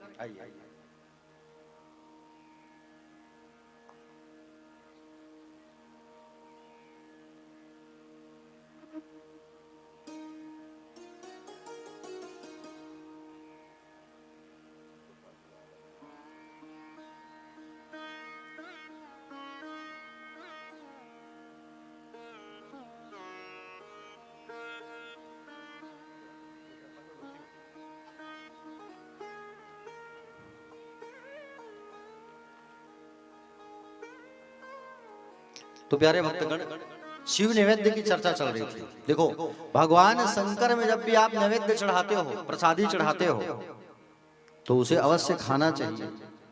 लेकिन भगवान शंकर में भोग कैसे लगाना चाहिए सुनो, बता रहा हूं मैं आपको। भगवान शंकर में जब भी आप भोग लगाओ तो उस भोग को शिवलिंग के ऊपर चढ़ाना मत, दूर से ही आप शिवलिंग के पास रख करके भगवान से कहो प्रभु आप आकर के इस भोग को स्वीकार करो, आप इस भोग को खाओ, ठीक है। शिवलिंग का जो नैवेद्य होता है, कहा गया है दृष्टवापी शिव नैवेद्यम यान्ति पापानि दुरता भुक्ते तु शिव नैवेद्य पुण्यान्यान्यति कोटिशा। जो भक्त जो है भगवान शंकर के नैवेद्य का, प्रसाद का दर्शन कर लेता है तो उसके समस्त पाप जो है दूर हो जाते हैं। खाना तो दूर, भगवान के प्रसाद को जब हम लोग देखते हैं ना, उस देखने में ही हमारा सारा पाप नष्ट हो जाता है। और जब भी भगवान शिव का प्रसाद मिलता है तो ये मत कहना कि हम बाद में खाएंगे, अभी काम कर रहे हैं, काम करके बाद में खाएंगे, ऐसा कभी मत कहना, नहीं तो आप घोर नरक में जाओगे। प्रसाद अगर मिल जाता है तो तुरंत उससे पहले खा लेना चाहिए। हम लोग क्या करते हैं, प्रसाद जब हमारे हाथ में आता है तो हम लोग अपने घर वालों के लिए भी लेके जाते हैं, लेकिन ऐसा नहीं करना चाहिए। हमको प्रसाद हमारे हाथों में मिला है, हमारे हाथों में क्या होती है, रेखा होती है भाग्य की, तो हमारे हाथ में जो आया हमको उसको खाना चाहिए, ठीक है। आप अगर घर वालों के लिए प्रसाद लेके जाना चाहते हो तो उसे अलग से पात्र में दोने में मंग करके एक पॉलीथीन में झिल्ली में मांग करके रखो, आप उसको लेकर के जाओ। लेकिन हाथ में जो आया हुआ भोग होता है उसे हमको खुद ही खाना चाहिए, समझ रहे हो ना। और शिव जी में चढ़ा हुआ जो भोग होता है, जो प्रसाद होता है, उसे जरूर खाना चाहिए। और प्रसाद को तो मांग करके खाना चाहिए प्यारे भक्तगण, समझ रहे हो ना। प्रसाद को मांग करके खाने में बड़ा आनंद आता है। जगन्नाथ जी में एक राजा हुआ करते थे पुरी में। पुरी आप लोग गए हो ना? जगन्नाथ जी कितने लोग गए? ठीक। तो जगन्नाथ जी में एक राजा थे। वो राजा नित्य भगवान जगन्नाथ जी की पूजा करते थे और जगन्नाथ जी का प्रसाद खाया करते थे। एक दिन की बात है, जगन्नाथ के जो राजा थे वो राजा मंदिर नहीं जा पाए प्रसाद खाने के लिए। और मंदिर जब वो नहीं जा पाए प्रसाद खाने के लिए तो स्वयं जगन्नाथ जी एक पुजारी का रूप बना के आए। अब पुजारी का रूप बना करके आके पुजारी जी का रूप बना के और राजा को प्रसाद दिए। राजा अपने महल में बैठे थे और राजा कुछ लेख लिख रहे थे। जब लिख रहे थे दाहिने हाथ से, तो बाएं हाथ से उसने प्रसाद को लिया। कौन से हाथ से लिया?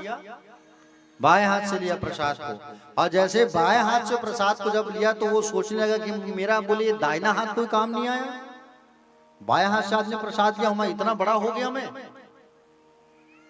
उसने मंत्री जी से कहा, बोले मंत्री जी आप एक काम करना, आज आप मेरे इस हाथ को काट दो, दाहिने हाथ को आप काट दो। बोले क्यों महाराज? बोले इसलिए क्योंकि मैंने अपने बाएं हाथ से प्रसाद लिया है, ये दाहिना हाथ मेरा कोई काम नहीं आया। मंत्री ने कहा, बोले महाराज मैं आपके हाथ को नहीं काट सकता, ये मुझसे नहीं हो सकता। रात्रिकालीन जैसे शाम हुआ तो राजा ने मंत्री से कहा, बोले मंत्री जी मेरे कमरे में ना एक भूत आता है, और भूत जो है आके खिड़की की तरफ से ऐसे हाथ डालता है और ऐसे हाथ डाल करके मुझे खूब डराता है। आज आप एक काम करना महाराज, बोले आप मेरे कमरे में सो जाना और मैं आपके कमरे में सोऊंगा। जैसे वो भूत जो है आकर हाथ डाल करके दिखा के डराएगा तो आप उसके हाथ को काट देना। राजा ने दिमाग लगाया और वो वैसे ही किया। मंत्री को अपने कमरे में सुला दिया, वो खुद उनके कमरे में चले गए। अब जैसे ही रात्रिकालीन जब हुआ तो राजा उठ गए और उठ करके अपने कमरे के पीछे जा करके अपने ही हाथ को ऐसा डाल करके डराने लगे। मंत्री ने जब देखा तो मंत्री ने देखा, बोले ये तो वाकई में भूत का हाथ, ऐसा कर करके हाथ को काट दिया। हाथ कटा तो महाराज राजा बेहोश हो गए। सुबह जब देखे तो राजा नीचे बेहोश पड़े, सब दौड़ के गए महाराज को उठाए। महाराज जी आपने क्या कर दिया, आप अपने ही हाथ को कटवा दिए। हाँ मंत्री जी मैंने अपने हाथ को इसलिए कटवाया क्योंकि मेरा दाहिना हाथ कोई काम नहीं आया। बोले दाहिने हाथ से मैं प्रसाद नहीं लिया, मैं बाएं हाथ से प्रसाद लिया हूँ, इसलिए मैं इस दाहिने हाथ को कटवा दिया। जैसे हाथ कटा, होश में आए महाराज जो है तुरंत जगन्नाथ जी प्रकट हो गए। और जैसे जगन्नाथ जी जब प्रकट हुए उन्होंने कहा, जगन्नाथ जी ने क्या कहा, बोले राजा मैं तुम्हारी भक्ति से प्रसन्न हूं, तुमने बाएं हाथ से आज प्रसाद लिया जिसके लिए तुमने अपने दाहिने हाथ की बलिदान कर दी। बोले मैं तुमसे प्रसन्न हूं, मांगो क्या मांगना है। बोले प्रभु ये जो मेरा हाथ है वो मुझे वापस लौटा दो ताकि मैं दोनों हाथ से आपको माला पहना सकूं, पूजा कर सकूं। भगवान जगन्नाथ जी ने उस राजा के हाथ को फिर से जीवित कर दिया। उसका कटा हुआ जो हाथ था उसे कहा कि आप इस धरती पे गाड़ दो।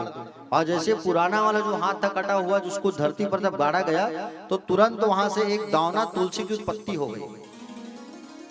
दावना तुलसी, तुलसी के कई प्रकार होते हैं, दावना तुलसी उत्पन्न हो गई। और उसी दावना तुलसी से आज भी जगन्नाथपुरी में भोग लगता है महाप्रसादी का, ठीक है ना। जगन्नाथ जी में आज भी भोग लगता है उसी दावना तुलसी से। और जगन्नाथ जी का ये प्रमाण है, जब वहां महाप्रसादी बनती है तो 6 से 7 गुंडी को रखा जाता है चूल्हे में, तो सबसे ऊपर का जो होता है गुंडी उसमें का प्रसाद सबसे पहले पक जाता है और वही महाप्रसादी के रूप में सब में बंटता है।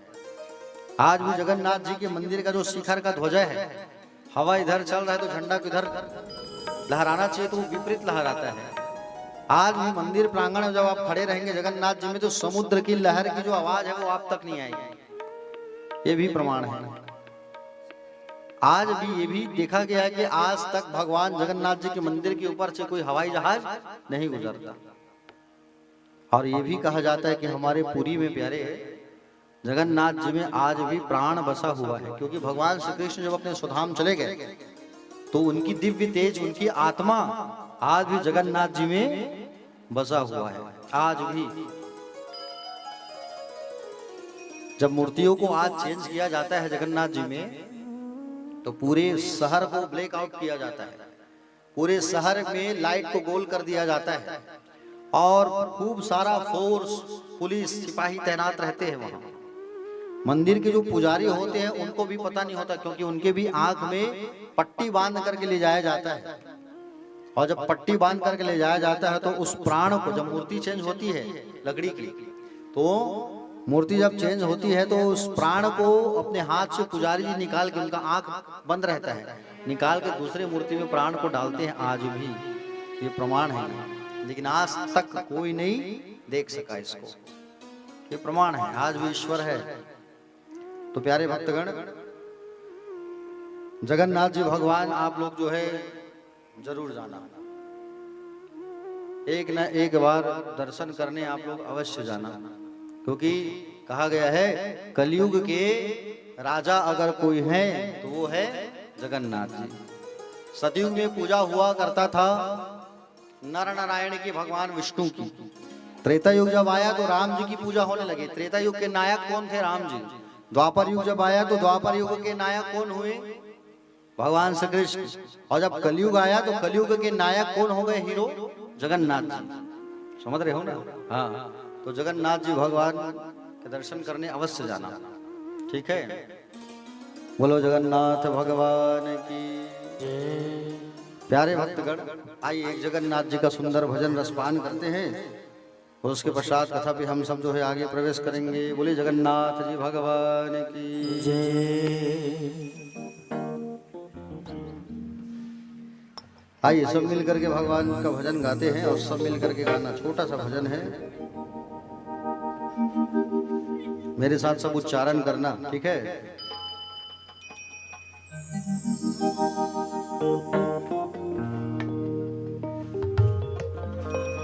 जगन्नाथ, बोलिए जगन्नाथ जगन्नाथ चकानयन। जगन्नाथ। और सब लोग चकानयन मतलब मोटा मोटा नयन। बोलिए जगन्नाथ चकानयन जगन्नाथ चकानयन नीलाचल वाले नीलाचल वाले तू न संभाले तो हमें कौन संभाले? तू न संभाले तो हमें कौन संभाले? अरे तू न संभाले तो हमें कौन संभाले? अरे तू न संभाले तो हमें कौन संभाले? जगन्नाथ जगन्नाथ जगन्नाथ जगन्नाथ चकानयन चकानयन चकानयन चकानयन नीलाचल वाले तू न संभाले तो हमें कौन संभाले? तू न संभाले तो हमें कौन संभाले? मेरी ये नैया है अब तो तेरे हवाले, मेरी नैया है अब तो तेरे हवाले, मेरी ये नैया है अब तो तेरे हवाले, मेरी नैया है अब तो तेरे हवाले। तू न संभाले तो हमें कौन संभाले? तू न संभाले तो हमें कौन संभाले? तू न संभाले तो हमें कौन संभाले? तू न संभाले तो हमें कौन संभाले? जगन्नाथ जगन्नाथ चकानयन चकानयन जगन्नाथ जगन्नाथ चकानयन चकानयन नीलाचल वाले तू न संभाले तो हमें कौन संभाले? तू न संभाले तो हमें कौन संभाले?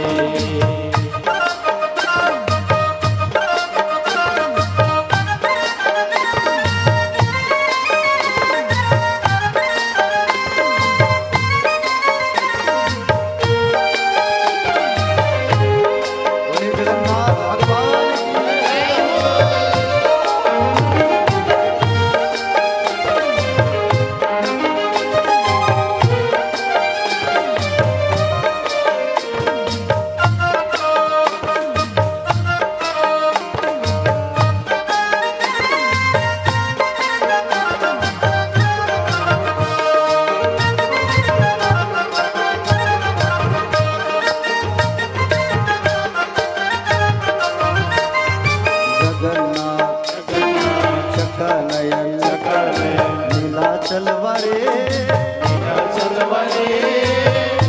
नीलाचलवा रे, नीलाचलवा रे, तू न संभाले तो हमें कौन संभाले, तू न संभाले तो हमें कौन संभाले।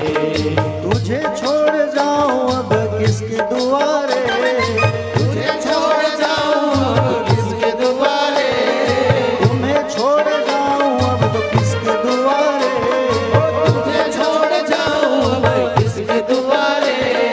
तू न संभाले तो हमें कौन संभाले, तू न संभाले तो हमें कौन संभाले। जगन्नाथ जगन्नाथ जगन्नाथ जगन्नाथ चका नयन चका नयन देखो आपको गाने में मजा नहीं आता, चलो बोलो जगन्नाथ। बसदेव चाचा आवाज नहीं आता आपके, चलो जगन्नाथ चका नयन, थोड़ा जोर से बोलो, और जगन्नाथ चका नयन, जगन्नाथ चका नयन, नीलाचल वाले। देखो नीलाचल किसको कहते हैं बता रहा हूँ। देखो समुद्र आप जाओगे देखना, पानी नीला नीला नीला नीला दिखेगा और आकाश भी नीला नीला, तो उनको कहते हैं नीलाचल वाले। क्या कहते हैं? नीलाचल वाले, है ना। तो चलो जगन्नाथ चका नयन, जगन्नाथ चका नयन, नीलाचल वाले। तू न संभाले तो हमें कौन संभाले, तू न संभाले तो हमें कौन संभाले। तू न संभाले तो हमें कौन संभाले, तू न संभाले तो हमें कौन संभाले। जगन्नाथ जगन्नाथ चका नयन, नीलाचल वाले। नीलाचल वाले, तू न संभाले तो हमें कौन संभाले, तू न संभाले तो हमें कौन संभाले। जगन्नाथ स्वामी मेरे नैनों के तारे, जगन्नाथ स्वामी मेरे नैनों के तारे, जगन्नाथ स्वामी मेरे नैनों के तारे, जगन्नाथ स्वामी मेरे नैनों के तारे। तू न संभाले तो हमें कौन संभाले, तू न संभाले तो हमें कौन संभाले। अरे तू न संभाले तो हमें कौन संभाले, तू न संभाले तो हमें कौन संभाले। जगन्नाथ जगन्नाथ जगन्नाथ जगन्नाथ चका नयन चका नयन, चका नयन, चका नयन, नीलाचल वाले। नीलाचल वाले। तू न संभाले तो हमें कौन संभाले, तू न संभाले तो हमें कौन संभाले। अरे तू न संभाले तो हमें कौन संभाले, तू न संभाले तो हमें कौन लास्ट बार संभाले। बोलो सब लोग एक साथ, ठीक है। लास्ट बार सब लोग बोलेंगे जगन्नाथ जगन्नाथ, सब ऐसा करो। चका नयन, चका मतलब देखना दोनों हाथ ऐसा रहेगा, बड़ा बड़ा आंख है ना। तो चलो जगन्नाथ, हाथ को ऐसा करो, चका नयन जगन्नाथ चका नयन, नीलाचल वाले। तू न संभाले तो हमें कौन संभाले, तू न संभाले तो हमें कौन संभाले। जगन्नाथ जगन्नाथ चका नयन, नीलाचल वाले। तू न संभाले तो हमें कौन संभाले, तू न संभाले तो हमें कौन संभाले। अरे तू न संभाले तो हमें कौन संभाले, तू न संभाले तो हमें कौन संभाले। अरे तू न संभाले तो हमें कौन संभाले, तू न संभाले तो हमें कौन संभाले। अरे तू न संभाले तो हमें कौन संभाले, तू न संभाले तो हमें कौन संभाले। अरे तू न संभाले तो हमें कौन संभाले। तू न संभाले तो हमें कौन संभाले। बोलो जगन्नाथ भगवान की जय। दोनों हाथ उठा के कहिए जय जगन्नाथ, जय जगन्नाथ। राधे राधे श्याम श्री हर हर महादेव। तो कथा में कहाँ पहुंचे थे हम लोग? कथा में कहाँ पहुंचे रहे हैं बसदेव काका?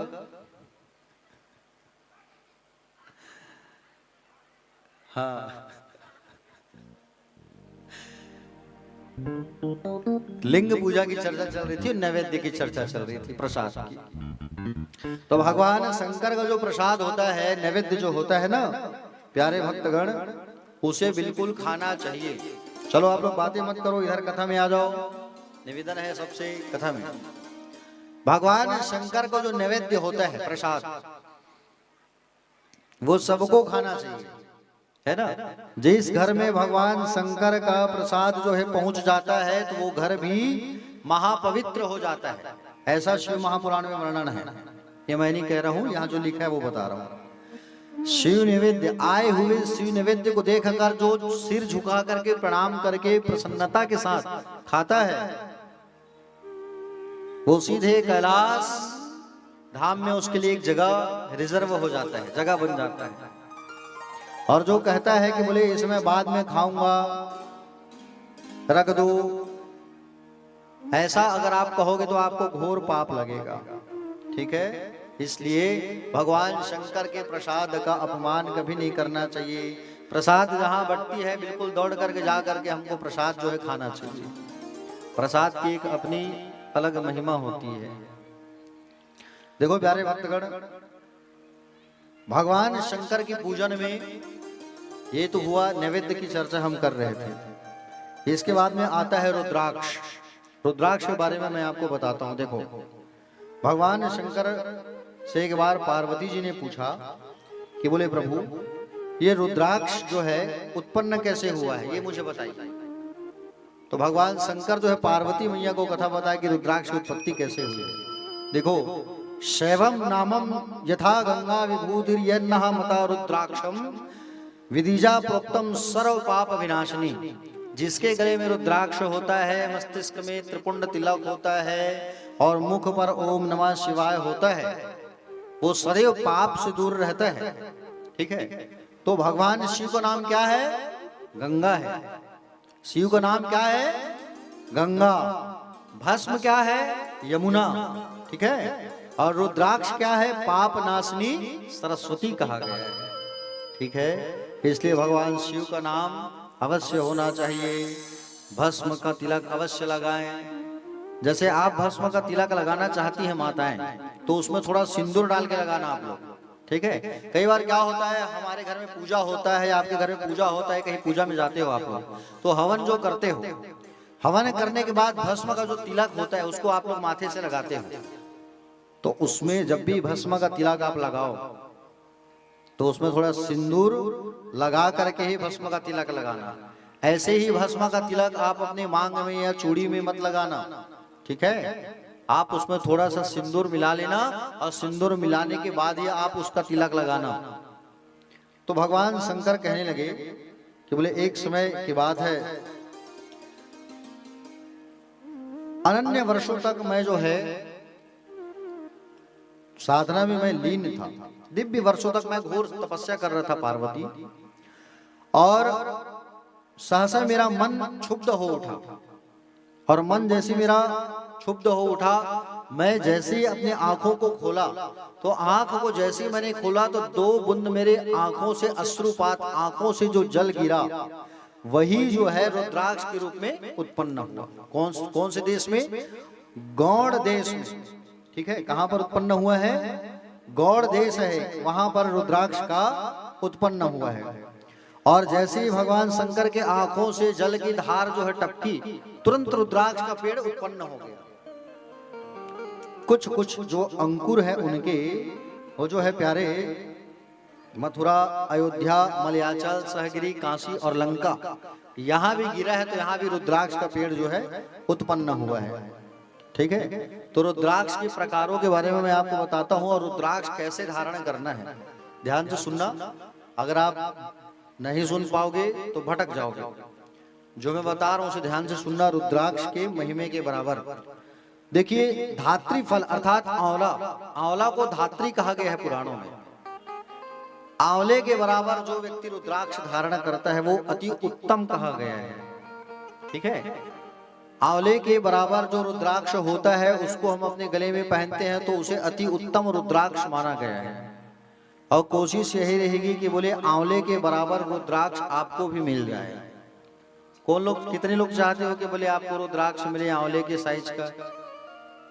जो हाथ उठाएगा उसी को मिलेगा। अच्छा ठीक है, बाकी लोग हाथ नहीं उठा रहे हैं तो मतलब नहीं चाहिए। ठीक है।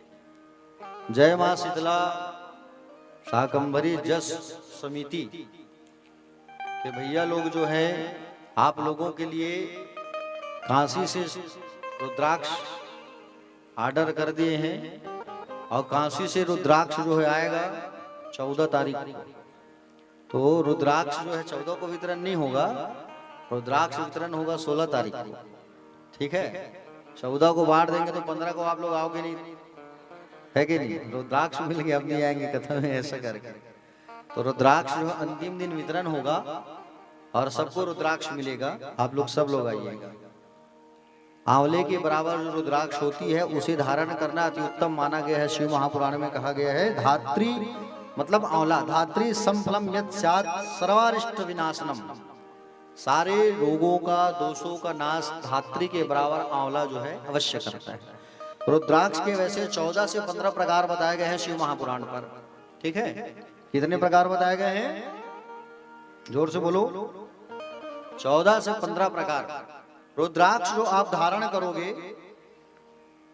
तो रुद्राक्ष टूटा फूटा ना हो, याद रखना। टूटा फूटा रुद्राक्ष धारण नहीं करना चाहिए। पहला, सबसे पहले नंबर पर आता है रुद्राक्ष एक मुखी। कितने मुखी? एक मुखी रुद्राक्ष सबसे पहले आता है। रुद्राक्ष धारणम प्रोक्तम महापातक नाशनम। कहा गया है कि बोले रुद्राक्ष जो धारण करता है उसके सारे पाप, सारे संताप क्षण में नष्ट हो जाते हैं। सबसे पहले आता है एक वक्त्र शिव साक्षात भुक्ति मुक्ति फलप्रदा एक मुखी रुद्राक्ष। प्यारे भक्तगण, ये एक मुखी रुद्राक्ष जो होता है थोड़ा महंगा आता है लेकिन दुर्लभ होता है। एक मुखी वाला रुद्राक्ष स्वयं शिव स्वरूप कहा गया है, साक्षात शिव ही होता है एक मुखी रुद्राक्ष जो है। और एक मुखी रुद्राक्ष को धारण करने के लिए हमको क्या करना चाहिए? सोमवार के दिन आप रुद्राक्ष को शिवलिंग में स्पर्श कर लो और शिवलिंग में स्पर्श करने के बाद लाल रंग के धागे में उसे गूंथ करके सोमवार के दिन आप उसे पहन लो। इससे फायदा क्या है? फायदा भी सुन लो आप। एक मुखी रुद्राक्ष जो होता है प्यारे, इसे धारण करने से हृदय रोग, नेत्र रोग, सिर दर्द है ना, चक्कर आना, ये सारा समस्या जो है दूर हो जाता है। कौन से मुखी रुद्राक्ष पहनने से?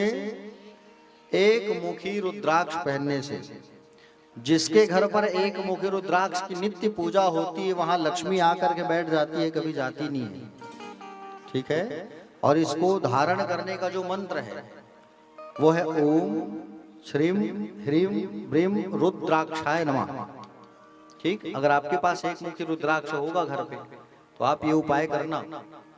ठीक है, मंत्र कहीं भूल गए हो तो घर में कथा को फिर से निकाल लेना। यूट्यूब में कथा लाइव चल रही है यहाँ।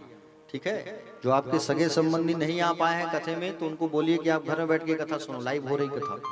अगले क्रम पर है द्विवक्त्रो देव देवेशा सर्व कामा फल प्रदा, दो मुखी रुद्राक्ष। ठीक है, कौन से मुखी रुद्राक्ष?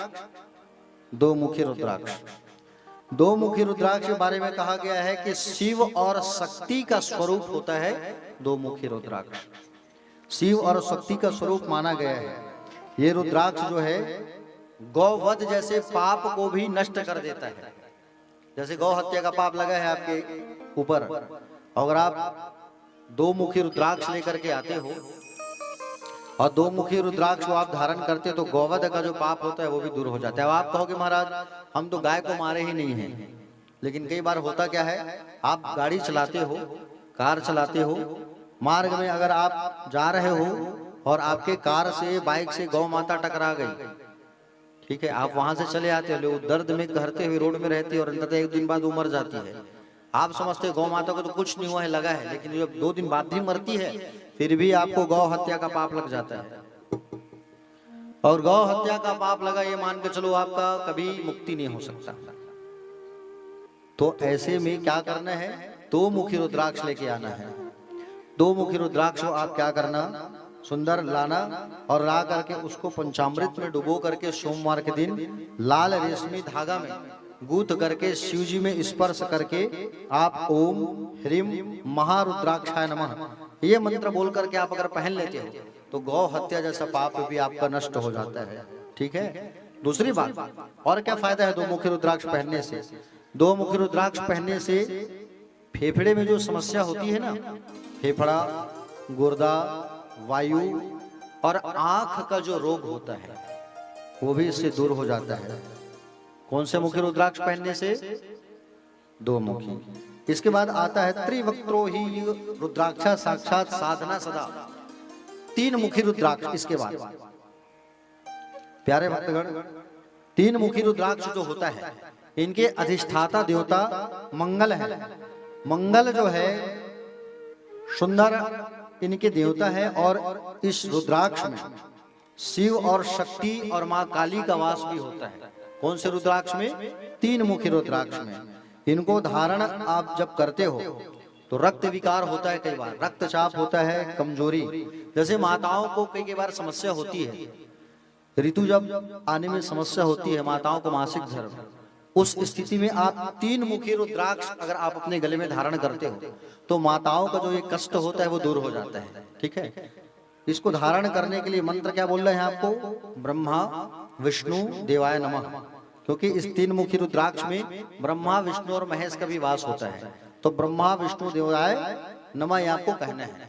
इसके बाद अगले क्रम पर जो आता है वो है चतुर्मुखी रुद्राक्ष, 4 मुखी रुद्राक्ष।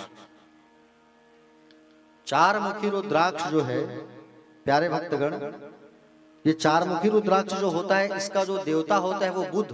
बुध जो है नेतृत्व करता है 4 मुखी रुद्राक्ष को। 4 मुखी रुद्राक्ष धारण अगर आप करते हो तो विद्या की अगर कमी है, बुद्धि की कमी है ना, तो खासकर विद्यार्थियों को आप 4 मुखी रुद्राक्ष धारण करवाओ तो विद्या की प्राप्ति होती है। खासकर कन्या राशि वालों को 4 मुखी रुद्राक्ष धारण अवश्य करना चाहिए।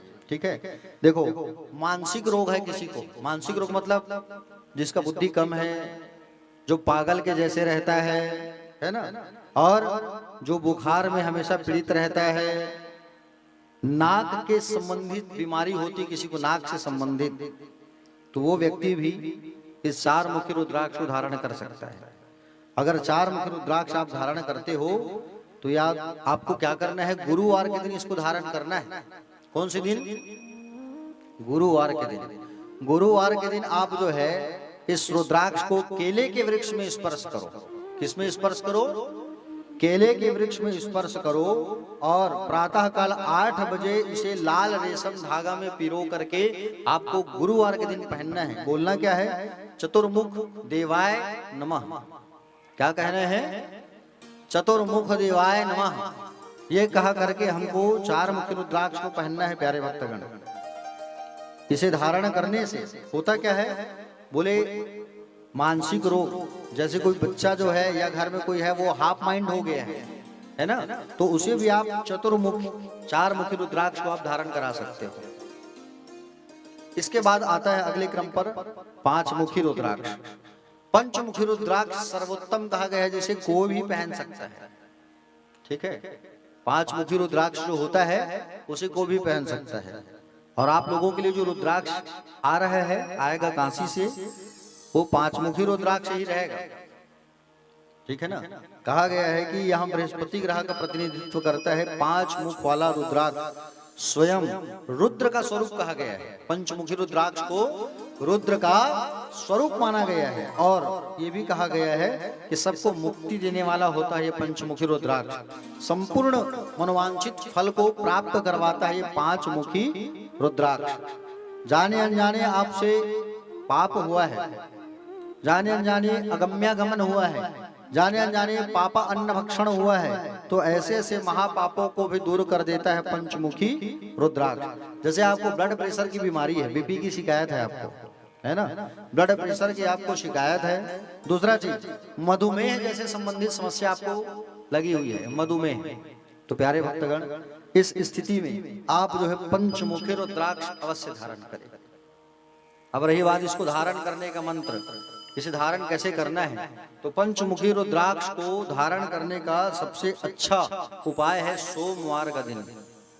कहा गया है कि सोमवार के दिन जो है आप रुद्राक्ष ले आए और रुद्राक्ष लाने के बाद उसे आप पंचामृत में डुबोए और पंचामृत में डुबो करके निकाल करके लाल रंग के रेशम के धागे में गूंथ करके आप उसे लाल रेशम धागे में आप जो है उसे गूंथ करके सोमवार के दिन धारण करें। ठीक है।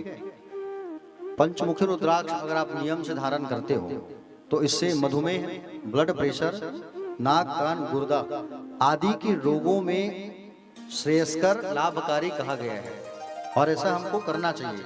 प्यारे भक्तगण, ओम ह्रीम रुद्राक्षाय नमः, ये हमको बोल करके रुद्राक्ष धारण करना चाहिए। पंचमुखी रुद्राक्ष जिसे सभी लोग धारण कर सकते हैं। ठीक है। अगले क्रम पर कहा गया है षड्वक्तः कार्तिकेस्तु धारणा दक्षिणे भुजे, 6 मुखी रुद्राक्ष। अगले क्रम पर कौन सा मुखी रुद्राक्ष? 6 मुखी। ये 6 मुखी रुद्राक्ष जो होता है ना, इसे स्वयं कार्तिकेय का स्वरूप कहा गया है, क्योंकि कार्तिकेय जी के 6 मुख हैं। जब कार्तिकेय जी के जब जन्म की कथा आप सुनोगे उस समय आपको मैं बताऊंगा। षण्मुख कहा गया है ना, 6 मुख है कार्तिकेय जी महाराज का। तो 6 मुखी रुद्राक्ष प्यारे भक्तगण आपको धारण करना है। तो इनके अधिष्ठाता जो देव है, आइए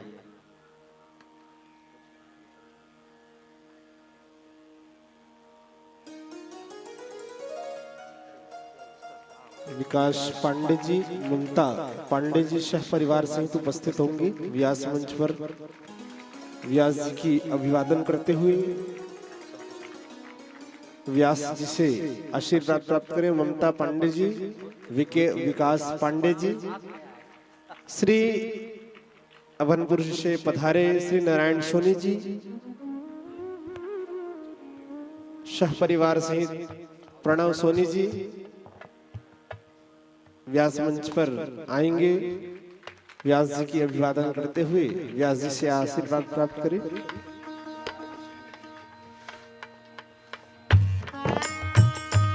नारायण सोनी, प्रणव सोनी सभी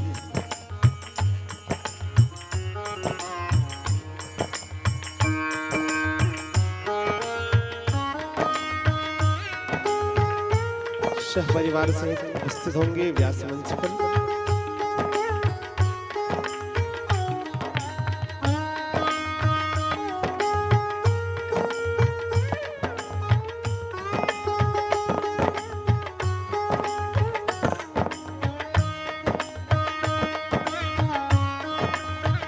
प्रणव सोनी जी की माता जी उपस्थित व्यास मंच पर होंगे।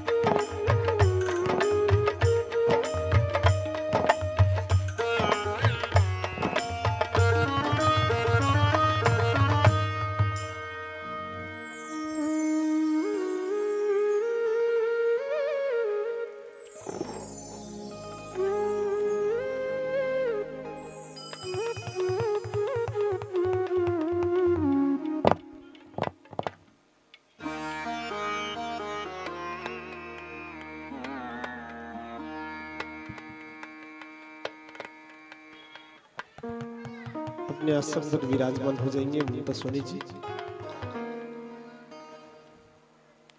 देखिए पीछे वाले वार्तालाप न करें, निवेदन करूं सभी माताओं से शांति पूर्वक ध्यान पूर्वक आप सभी श्री शिव महापुराण की इस कथाओं को श्रवण करें।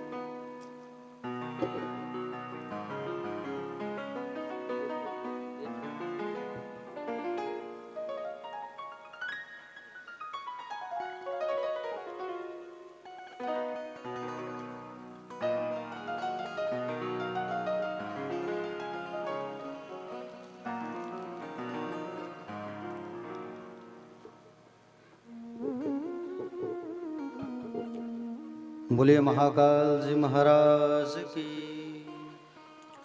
बहुत खुशी होती है कि दूर दूर से भक्त जब पधारते हैं हमारे बीच आदरणीय श्री नारायण सोनी जी OSD MLA अभनपुर और साथ में सह परिवार पधारे हुए हैं। जहाँ भी अभनपुर में कथा हुई उनके यहाँ बढ़िया दिव्य कथा हुई थी। और साथ में हमारे रायपुरा से भी विकास सोनी जी, विकास पांडे जी, ममता पांडे आदि सब पधारे हैं। एक बार अतिथियों के लिए जोरदार ताली। और हमारे बीच मानवबस्ती से हमारे आदरणीय बड़े भैया बंटी भैया भी आए हुए हैं और दोनों भैया और साथ में माता जी भी आई है, तो उनके लिए भी ताली बजाइए एक बार। आप दोनों ऊपर बैठते तो मुझे बहुत खुशी होती। आसन लगा है। चलिए आइए कथा में चलते हैं। प्यारे भक्तगण, हम सब जो है रुद्राक्ष की चर्चा कर रहे थे, तो कौन से नंबर में पहुंचे थे? हाँ, छठवां, बिल्कुल सही।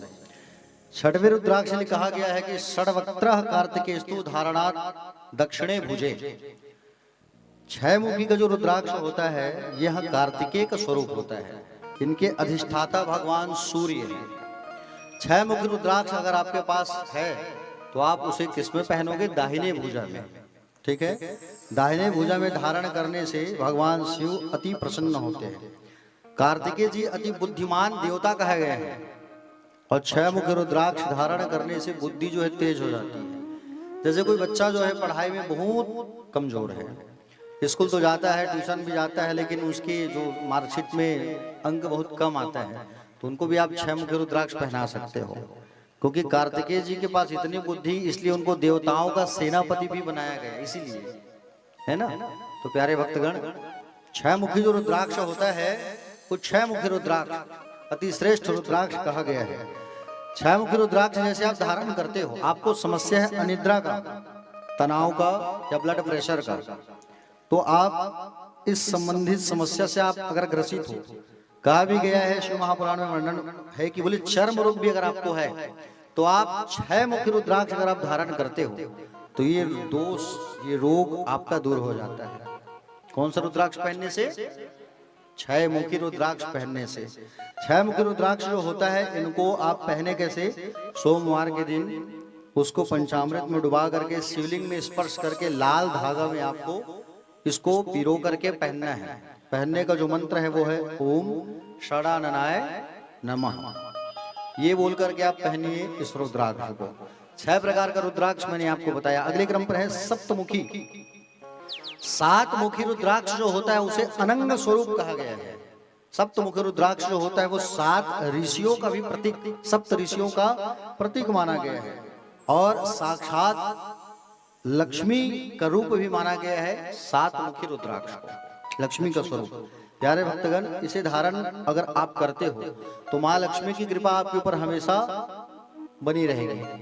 सप्तमुखी रुद्राक्ष को देखो, इस रुद्राक्ष को अगर आप धारण करते हो, अगर आपके शरीर में हड्डी से संबंधित समस्या चल रही है, अक्सर माताओं को होता है कि कमर में या पैर में समस्या होती है, होता है कि नहीं होता है? क्योंकि माताएं खूब काम करती हैं, खूब वर्क करती हैं तो एक उम्र के बाद में एक समस्या आना चालू हो जाता है। ऐसा तो नहीं कह सकते कि वो जड़ से खत्म हो जाए रुद्राक्ष पहनने के बाद, लेकिन कहीं ना कहीं 100 में 40% आपको बिल्कुल राहत मिलेगा अगर आप 7 मुखी रुद्राक्ष धारण करते हो तो। ठीक है, इस रुद्राक्ष को धारण करने के लिए आप जो है आपको बोलना क्या है, आपको बोलना है ओम ह्रीम क्रोम ह्रौम सोम नमः। ये बोल करके आप जो है 7 मुखी रुद्राक्ष अवश्य पहने आप।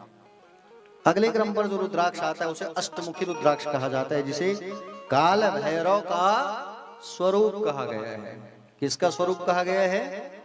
काल भैरव का स्वरूप कहा गया है। अच्छा, ये काल भैरव जी कहां कहां विराजमान है आपको पता है? काशी में और उज्जैन में। देखो, काल भैरव जी का दो जगह मंदिर, ऐसा क्यों? सोचने वाली बात है कि नहीं? और जब भी आप उज्जैन जाओ या काशी जाओ, सबसे पहले भैरव जी का ही दर्शन करना।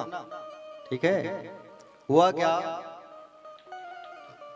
कल मैंने आपको बताया था कि जैसे आदि ज्योतिर्लिंग का जब प्राकट्य हुआ था, उस समय अग्नि के स्तंभ के रूप में जैसे भगवान का प्राकट्य हुआ था, उस समय ब्रह्मा और विष्णु में जब लड़ाई हो रहा था, अग्नि स्तंभ के रूप में भगवान प्राकट्य होकर ब्रह्मास्त्र को निरस्त कर दिए।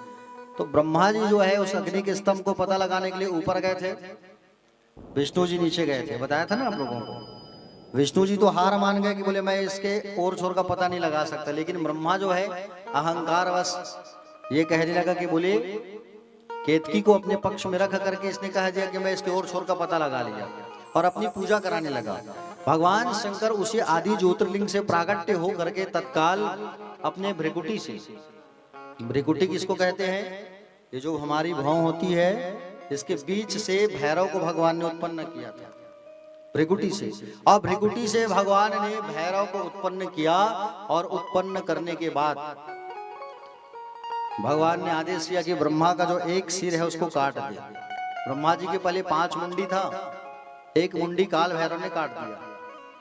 अब ब्रह्म हत्या का पाप लग गया, मुंडी को काट दिया तो भगवान शंकर ने कहा कि भैरव पूरे संसार में भिक्षा मांगते हुए भिक्षा मांगने के लिए निकल, और भिक्षा मांगते मांगते तू वापस जब काशी आएगा तो काशी में तू स्थापित हो जाएगा और काशी में तेरी पूजा पहले होगी। तुम्हें काशी के कोतवाल के नाम से भी जाना जाएगा।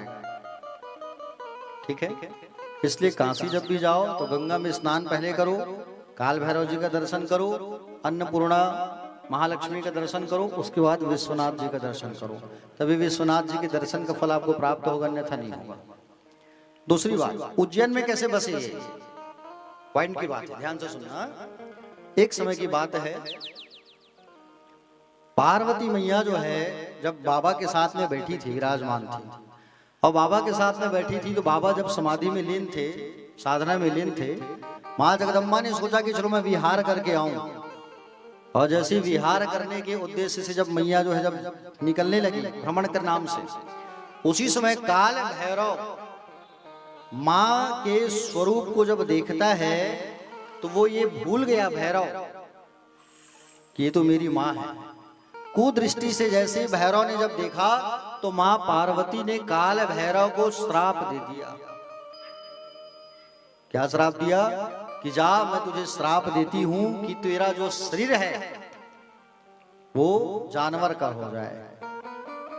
काल भैरव को जैसे श्राप मिला, भगवान महादेव दौड़ करके आ गए, कहे कि बोले पार्वती ये तुम्हारा ही बेटा है, बच्चा है, इसे ऐसा श्राप मत दो तुम। तो पार्वती मैया ने कहा कि बोले मैं इसे श्राप तो दे दी हूं, वो श्राप तो पूर्ण होगा, लेकिन इसका पश्चाताप कैसे होगा? पश्चाताप ऐसा होगा कि इसे जा करके पृथ्वी में ऐसे आदर्शवान बोले ईमानदार राजा की सेवा करनी होगी, और जिस दिन वो राजा कह देगा कि इसको इसका पुनः पुराना शरीर प्राप्त हो जाए तो उस दिन ये अपने शरीर में वापस आ जाएगा और वापस काशी आ जाएगा। ये पार्वती मैया ने कहा। तो ये भैरव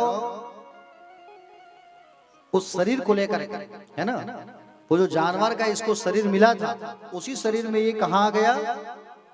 उज्जैन में आके रहने लगा। ठीक है, और उज्जैन में आकर के रहने लगा और बैताल का स्वरूप ले लिया ये। और उस समय वहां के जो राजा थे वो थे विक्रमादित्य, राजा विक्रम। तो महाराज विक्रम की खूब सेवा करने लगे ये। और महाराज विक्रम की खूब सेवा करने लगे। विक्रम और बैताल की कथा आपने देखी होगी, टीवी में सुनी भी होगी, है ना, देखी होगी आपने। तो ये जो बैताल जो कहता था वो विक्रम करता था, और विक्रम जो कहता था वो बैताल करता था। उसके ऊपर बैठा था पेड़ के ऊपर, और जो कहता था वो करता था, विक्रम बैताल। एक दिन राजा विक्रमादित्य जो है प्रसन्न होकर के कह दिया कि बोले मांगो बैताल, मैं तुमसे कुछ तुम मुझसे मांगना चाहते हो तो मांग लो। तो बैताल ने क्या कहा कि बोले मुझे एक ही चीज आप कह दो अपने मुखारविंद से, मैं आपसे कुछ लेना नहीं चाहता महाराज विक्रम, आप केवल इतना कह दो कि इसका शरीर जो है इसे वापस मिल जाए। तो राजा विक्रमादित्य ने कहा कि ठीक है, तुम्हारा शरीर तुम्हें वापस मिल जाए। तो वो जो बैताल का जो शरीर धारण किया हुआ था, वो बैताल से उस शरीर को त्याग करके भैरव अपने स्वरूप में आया, और भैरव अपने स्वरूप में आकर के वापस काशी चले आया। तो एक स्वरूप उनका कहाँ है? उज्जैन में है, और एक स्वरूप जो है काशी में है। काशी का कोतवाल कहा गया है। काशी में इनकी ही हुकूमत चलती है।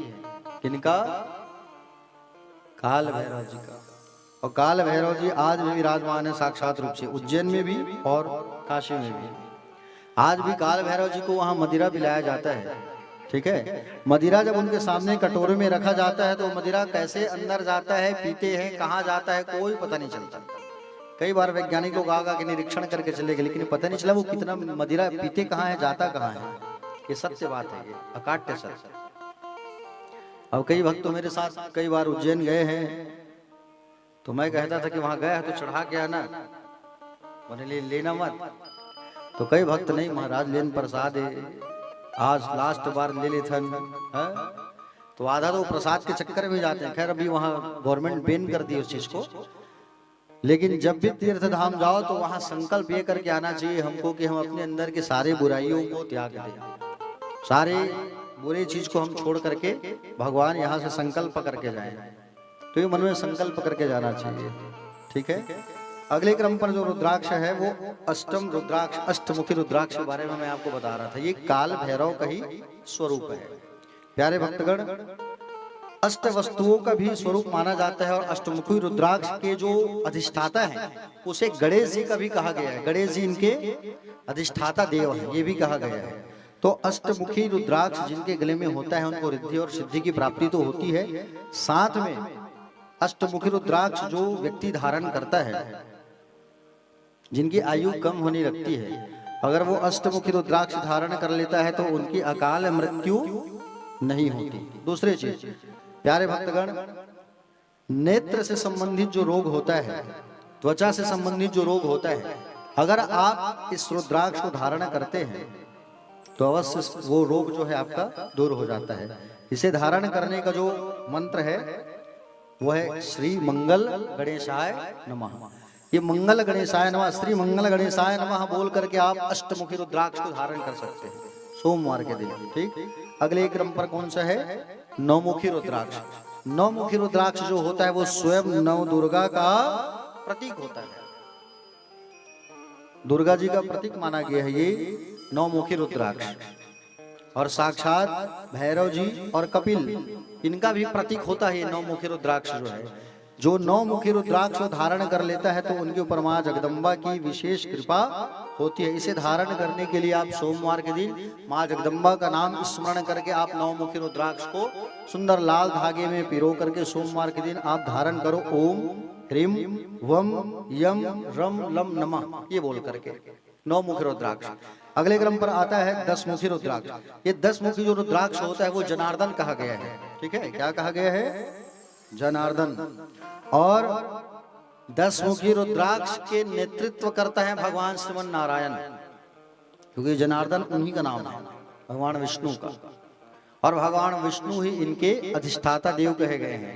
10मुखी रुद्राक्ष जो होता है इनके लिए इसे रुद्राक्ष, इस रुद्राक्ष को धारण करना है अगर आपको तो गुरुवार के दिन आपको धारण करना होगा, ठीक है। गुरुवार के दिन आप प्रातः काल स्नान करके सुंदर लाल रेशम के धागे में इसको डाल करके आप ओम ह्रीम क्लीम लीम ओम नमः ऐसा कह करके आप अपने गले में पहन सकते हैं 10मुखी रुद्राक्ष। अगले क्रम पर आता है एकादश रुद्राक्ष, 11 मुखी जिसे कहते हैं हम लोग। कौन सा मुखी कहते हैं? 11 मुखी। ये 11 मुखी रुद्राक्ष जो होता है उसे एकादश रुद्र कहा गया है। ठीक है, भगवान रुद्र के कितने स्वरूप होते हैं? 11 स्वरूप, उसमें से एकादश रुद्र कहा गया है 11 मुखी रुद्राक्ष को। प्यारे, 11 मुखी रुद्राक्ष स्वयं भगवान रुद्र है, शंकर है स्वयं, कोई दूसरे नहीं है। और इसको धारण करने से सुख संपत्ति की प्राप्ति होती है, मान सम्मान में वृद्धि होती है 11 मुखी रुद्राक्ष को धारण करने से। ठीक है प्यारे भक्तगण, इसको सोमवार के दिन ही आप धारण करें लाल धागे में, ओम रूम शुम मूम यूम रुद्राक्षाय नमः ये कह करके। अगले क्रम पर जो रुद्राक्ष आता है वो है 12 मुखी रुद्राक्ष। ध्यान से सुनो आप लोग, कभी आप लोग तीर्थ चले गए, कहीं भगवान को कोई धाम चले गए तो आपको रुद्राक्ष मिल गया, तो जो मैं बता रहा हूं वो आपका काम आएगा, इसलिए जो मैं बोल रहा हूं उसको ध्यान से सुनना। अगले क्रम पर है 12 मुखी रुद्राक्ष। कहा गया है द्वादश्याम तो रुद्राक्ष धारित केस देश के। 12 मुखी रुद्राक्ष जो होता है वो भगवान सूर्य का स्वरूप माना गया है, 12 आदित्य। ठीक है, भगवान सूर्य का स्वरूप माना गया है। यह प्रातः काल जब सूर्योदय होता है तो सूर्य की रोशनी में इस रुद्राक्ष का दर्शन करा करके धारण करना चाहिए, लाल रंग के धागे में पिरो करके। क्या कहना चाहिए? ओम श्री आदित्याय नमः। अगर किसी बच्चे की बुद्धि कम है, पढ़ाई लिखाई में बहुत शून्य है, तो आप 12 मुखी रुद्राक्ष उसे धारण करा सकते हो। क्यों? क्योंकि सूर्य जो होता है वो बुद्धि का स्वामी होता है, चंद्रमा मन का स्वामी होता है। तो 12 मुखी रुद्राक्ष अगर आप धारण करते हो तो उस व्यक्ति का जो दिमाग है तेज हो जाता है।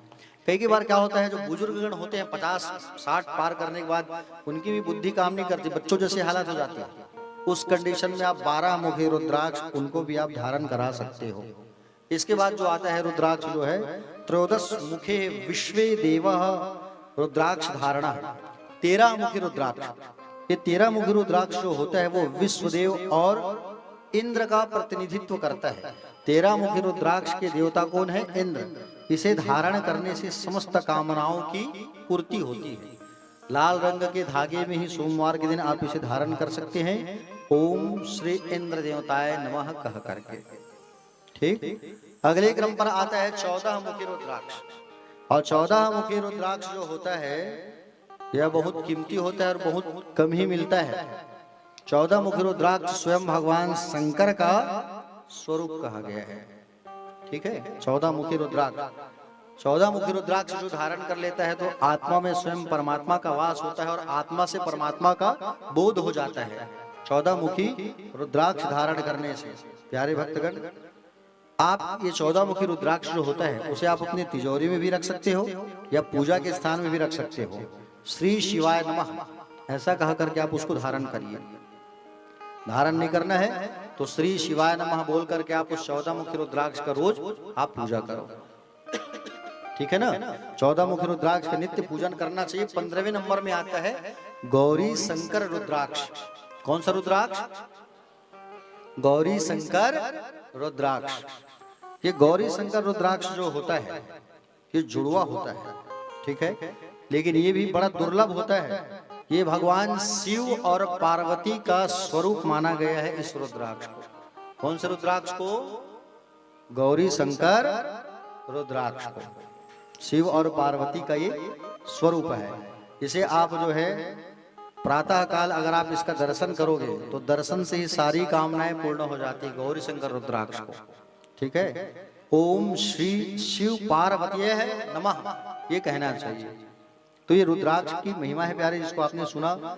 और रुद्राक्ष धारण करने वाले को मांस नहीं खाना चाहिए।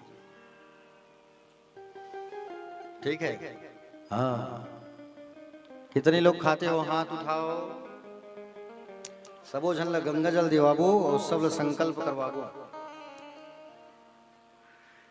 हाँ चलो, अरे मैं देखी नहीं हूँ, फिर से हाथ उठाओ। कितने लोग खाते हो कभी कभी संडे मंडे को?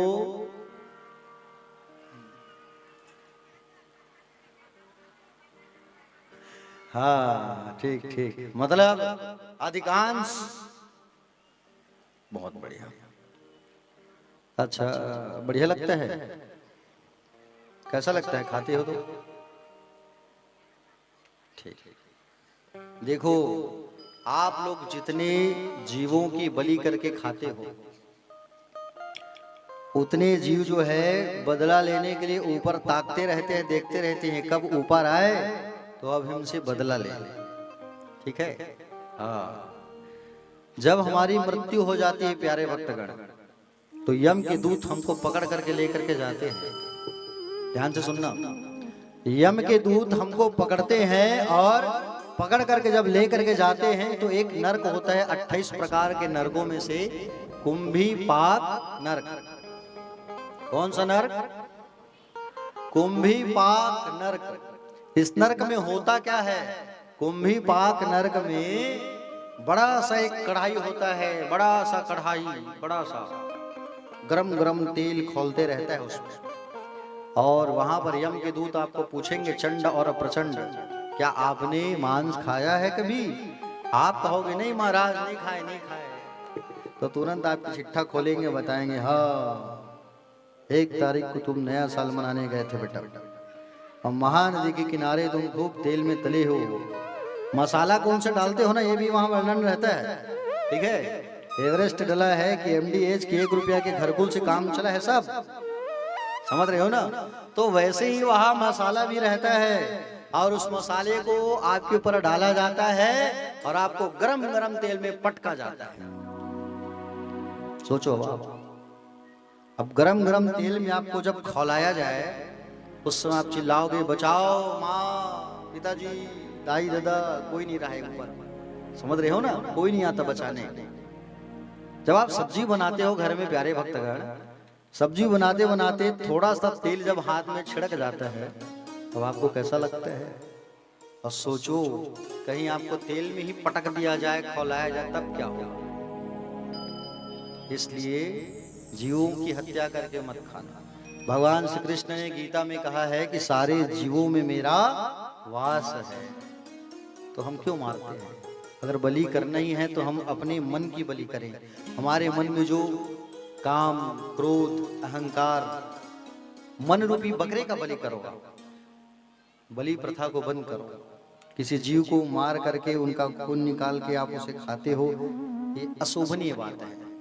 और जितने लोग मांस खाते हो ना, सबसे मजे की बात, जितने लोग मांस खाते हो उनके हाथ से भगवान शिव भोग स्वीकार नहीं करते, भगवान कृष्ण भी स्वीकार नहीं करते। अब आप कहीं लोटा में लोटा जल चढ़ा रहे हो और शाम को पक रहा है तो कोई फल नहीं मिलने वाला। ठीक है? हाँ, कुछ लोग तो कहते हैं महाराज अंडा मांस नहीं होता। हाँ, कई लोग कहे हैं, पूछते हैं मेरे से। मैं ये कहता हूं कि भैया जो लोग अंडा खाते हैं ना, वो तो सबसे बड़े हत्यारे होते हैं। पूछो कैसे? अंडा से ही तो जीव निकलता है। निकलता है कि नहीं निकलता है? मुर्गी जो है अंडा देती है तो अंडे से ही तो छोटा सा चूजा निकलता है। हाँ, अब उसमें छोटा बच्चा रहता है, हम उसको भी मार करके खा रहे हैं तो भ्रूण हत्या का पाप लगता है हमको। ठीक है? आप सोचो आप। और हम जैसा करेंगे वैसे हमारे साथ भी होगा। परिणाम होता क्या है पता है? हम जीवन में खूब मांस खाए, खूब अंडा खाए हैं, परिणाम होता है क्या? जब बेटा जब बड़ा हो जाता है और जब बेटे की जब शादी करते हैं ना, तो जब नाती आने वाला होता है तो 1 या 2 बार नाती का आगमन नहीं होता, वो गर्भ में ही उसकी मृत्यु हो जाती है। इन किन कारण उनका जन्म नहीं हो पाता। क्यों? कारण गलती हम पे है कि हमने मांस खाया, और परिणाम जो है हमारे वंशजों को भोगना पड़ता है। समझ रहे हो ना? इसलिए भूल करके भी मांस नहीं खाना। जो खाते हैं उसको भी मना करो। अगर कोई मार रहा है और मारते मारते आप देख रहे हो तो देखते हो तो भी पाप आपको लगता है। और पाप देखना और पाप करना बिल्कुल अच्छी बात नहीं है। ठीक है? हाँ, तो रुद्राक्ष धारण आप लोग करोगे तो कितने लोग छोड़ोगे ये बताओ? चलो है, बोलिए। अब मोला तो ऐसे लगा थे शत्रुघ्न भैया 1000 रुद्राक्ष आवा थे कांसी लेते में से 500 पक्का बच जाए। हाँ, मैं सोच रहे 1000 पूरा रुद्राक्ष वितरण हो जाही, लेकिन अब स्थिति देख के ऐसे लगा थे कि भाई के 500 मंगा लेते ज्यादा अच्छा है नहीं? ओ देव काका घलो कहा थे बसदेव काका घलो कहा मत मंगा महाराज फोकट पैसा खर्चा काबर करवा था मल लेका मल्ला ऐसा के सब छोड़ दो, ये अच्छी बात नहीं है मांस खाना, ठीक है प्यारे भक्तगण। जिसके गले में रुद्राक्ष होता है उस व्यक्ति को कभी मांस नहीं खाना चाहिए, मदिरा का पान नहीं करना चाहिए। शास्त्र तो ये भी कहता है कि लहसुन और प्याज भी नहीं खाना चाहिए, ठीक है। हाँ, रुद्राक्ष आप धारण करोगे तो उस दिन मन में संकल्प करना कम से कम मांस को छोड़ देना, लहसुन प्याज नहीं छूटेगा ठीक है, कम से कम मांस और मदिरा को ही त्याग देना, आपको मत खाना मत पीना, ठीक है। बोले महाकाल जी महाराज की। आइए एक शिव जी का भजन करते हैं, फिर आगे कथा में बिल्व पत्र की महिमा के बारे में मैं आपको बताऊंगा, ठीक है। एक बार सब हाथ उठा के कहिए हर हर, हो जप हर हर हर हर भोला गुरु महादेव, हो जप हर हर हर हर भोला गुरु महादेव।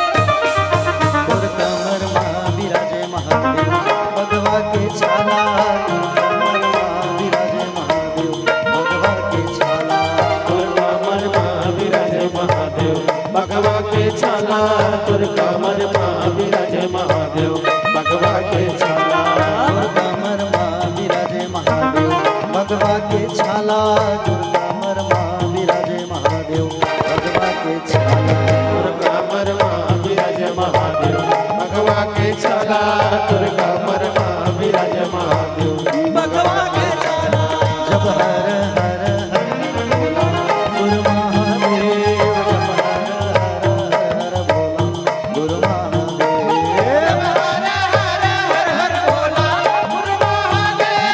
जब हर हर बोला गुरु महादेव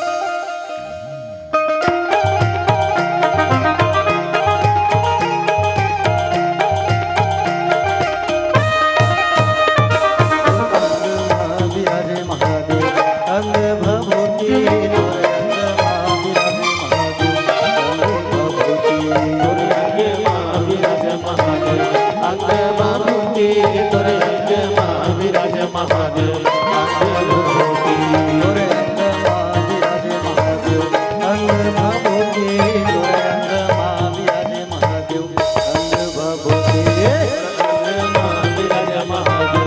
अंग भभूति तोरे अंग माँ विराजे महादेव अंग भभूति जप हर हर हर बोला गुरु महादेव जप हर हर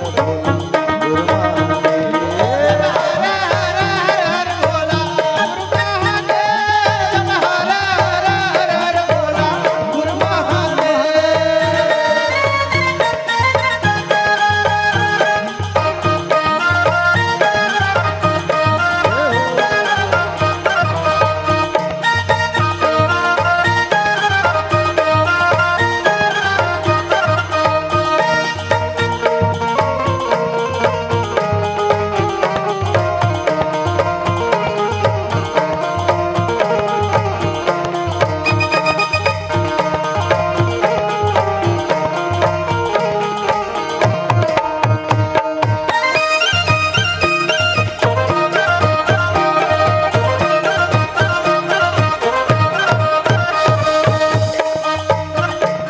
दुर्गा माँ विराजे महादेव सरपन की माला दुर्गा माँ विराजे महादेव सरपन की माला दुर्गा माँ विराजे महादेव सरपन की माला दुर्गा माँ विराजे महादेव सरपन की माला दुर्गा माँ विराजे महादेव सरपन की माला दुर्गा माँ विराजे महादेव सरपन की माला दुर्गा माँ विराजे महादेव सरपन की माला दुर्गा माँ विराजे महादेव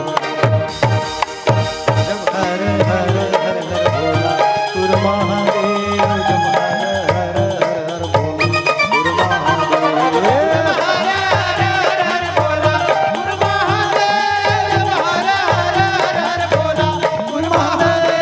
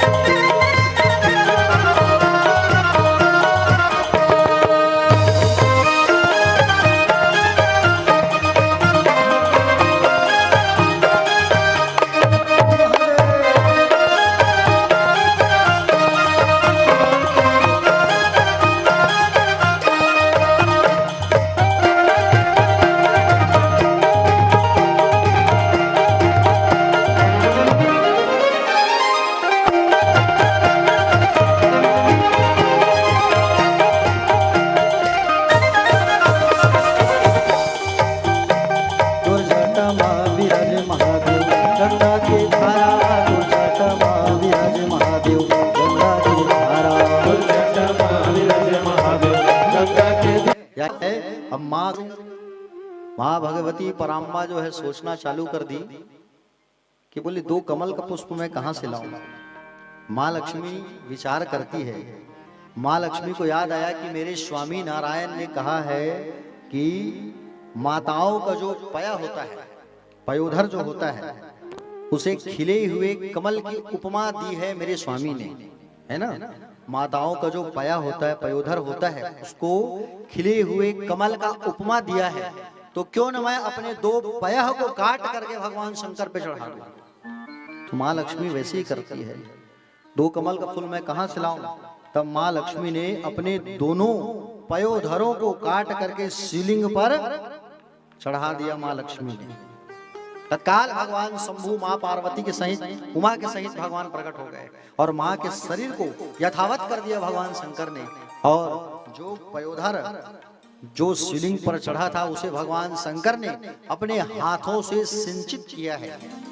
और अपने हाथों से जब सिंचित किया तो जैसे सिंचन जब धरती पर किया तो धरती पर जैसे सिंचित हुआ पयोधर, तो उतने में बिल्व का जो वृक्ष है वो उत्पन्न हो गया। उतने में का जो वृक्ष है वो उत्पन्न हो गया। और भगवान शंकर प्रसन्न हो गए और प्रसन्न होकर के कहे कि बोले माँ भगवती, बोले मैं आपसे बहुत प्रसन्न हूँ, मांगो क्या वरदान मांगना है। तो माँ लक्ष्मी ने कहा कि बोले मैं भगवान नारायण के चरणों में खूब प्रेम पाना चाहती हूँ। तो भगवान शंकर ने वरदान दिया। ठीक है प्यारे, इसी कारण बेल का जो वृक्ष होता है इसके नीचे 68 करोड़ तीर्थों का वास है और 68 करोड़ देवी देवताओं का भी वास है। इसके नीचे साधन करने से, इसके नीचे भजन करने से और इसके नीचे पूजन करने से भगवान शंकर बहुत जल्दी प्रसन्न होते हैं। ठीक है ना। इसके नीचे अगर आप बैठ करके पंचाक्षर मंत्र का जाप करते हैं तो बिल्व पेड़ के नीचे आपको शिवलिंग की स्थापना करने की भी आवश्यकता नहीं है, क्योंकि उसके नीचे ऑलरेडी देवताओं का वास होता है ऑलरेडी पहले से। ठीक है प्यारे भक्तगण, बेल का जो पत्ता होता है, बेल का पत्ता है ना, इसे कहा गया है त्रिदलम त्रिगुणाकारम त्रिनेत्रम च त्रिधयुतम। ये 3 जो पत्ते हैं, तो दाहिना भाग इसका ये हुआ है ना, ये दाहिना भाग, ये दाहिने भाग में श्री विष्णु जी का वास होता है।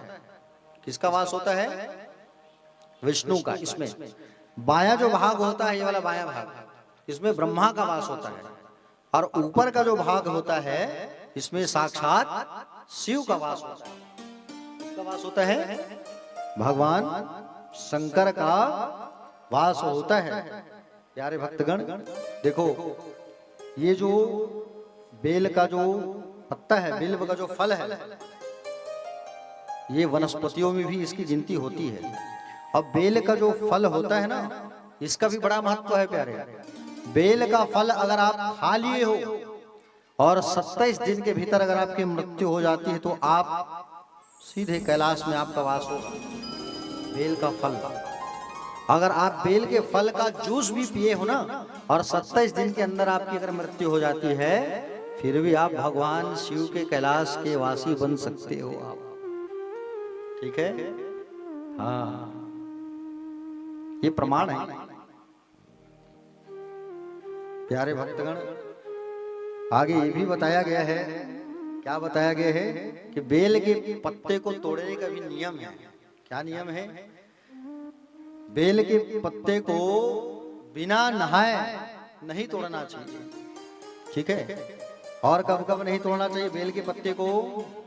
देखो, जो मर्यादा तुलसी के लिए है वही मर्यादा बेल के पत्ते के लिए भी है। जैसे हम लोग तुलसी मैया की आराधना करते हैं, वैसे बेल की आराधना करना चाहिए, क्योंकि बेल का जो वृक्ष है वो साक्षात लक्ष्मी से ही प्राकट्य हुआ है। जिसके घर में बेल का पेड़ होता है, रोज शाम को जो घी का दीपक लगाते हैं उस बेल के पेड़ के नीचे, कभी भी माँ लक्ष्मी नाराज होकर के आपके घर से कभी नहीं जाएगी। ये प्रत्यक्ष प्रमाण है, ये प्रैक्टिकल करके देखना आप।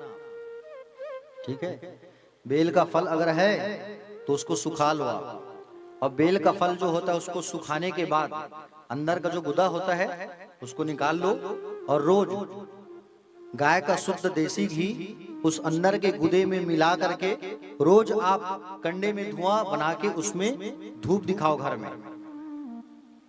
आप अगर स्थिति बहुत खराब है, ये उपाय आप अगर करना चालू करोगे, धूप दिखाने का, बेल के फल का, घी के साथ, कभी भी आपके घर से माँ लक्ष्मी नाराज होकर नहीं जाएगी। आपका घर धन धान्य से भरा ही रहेगा।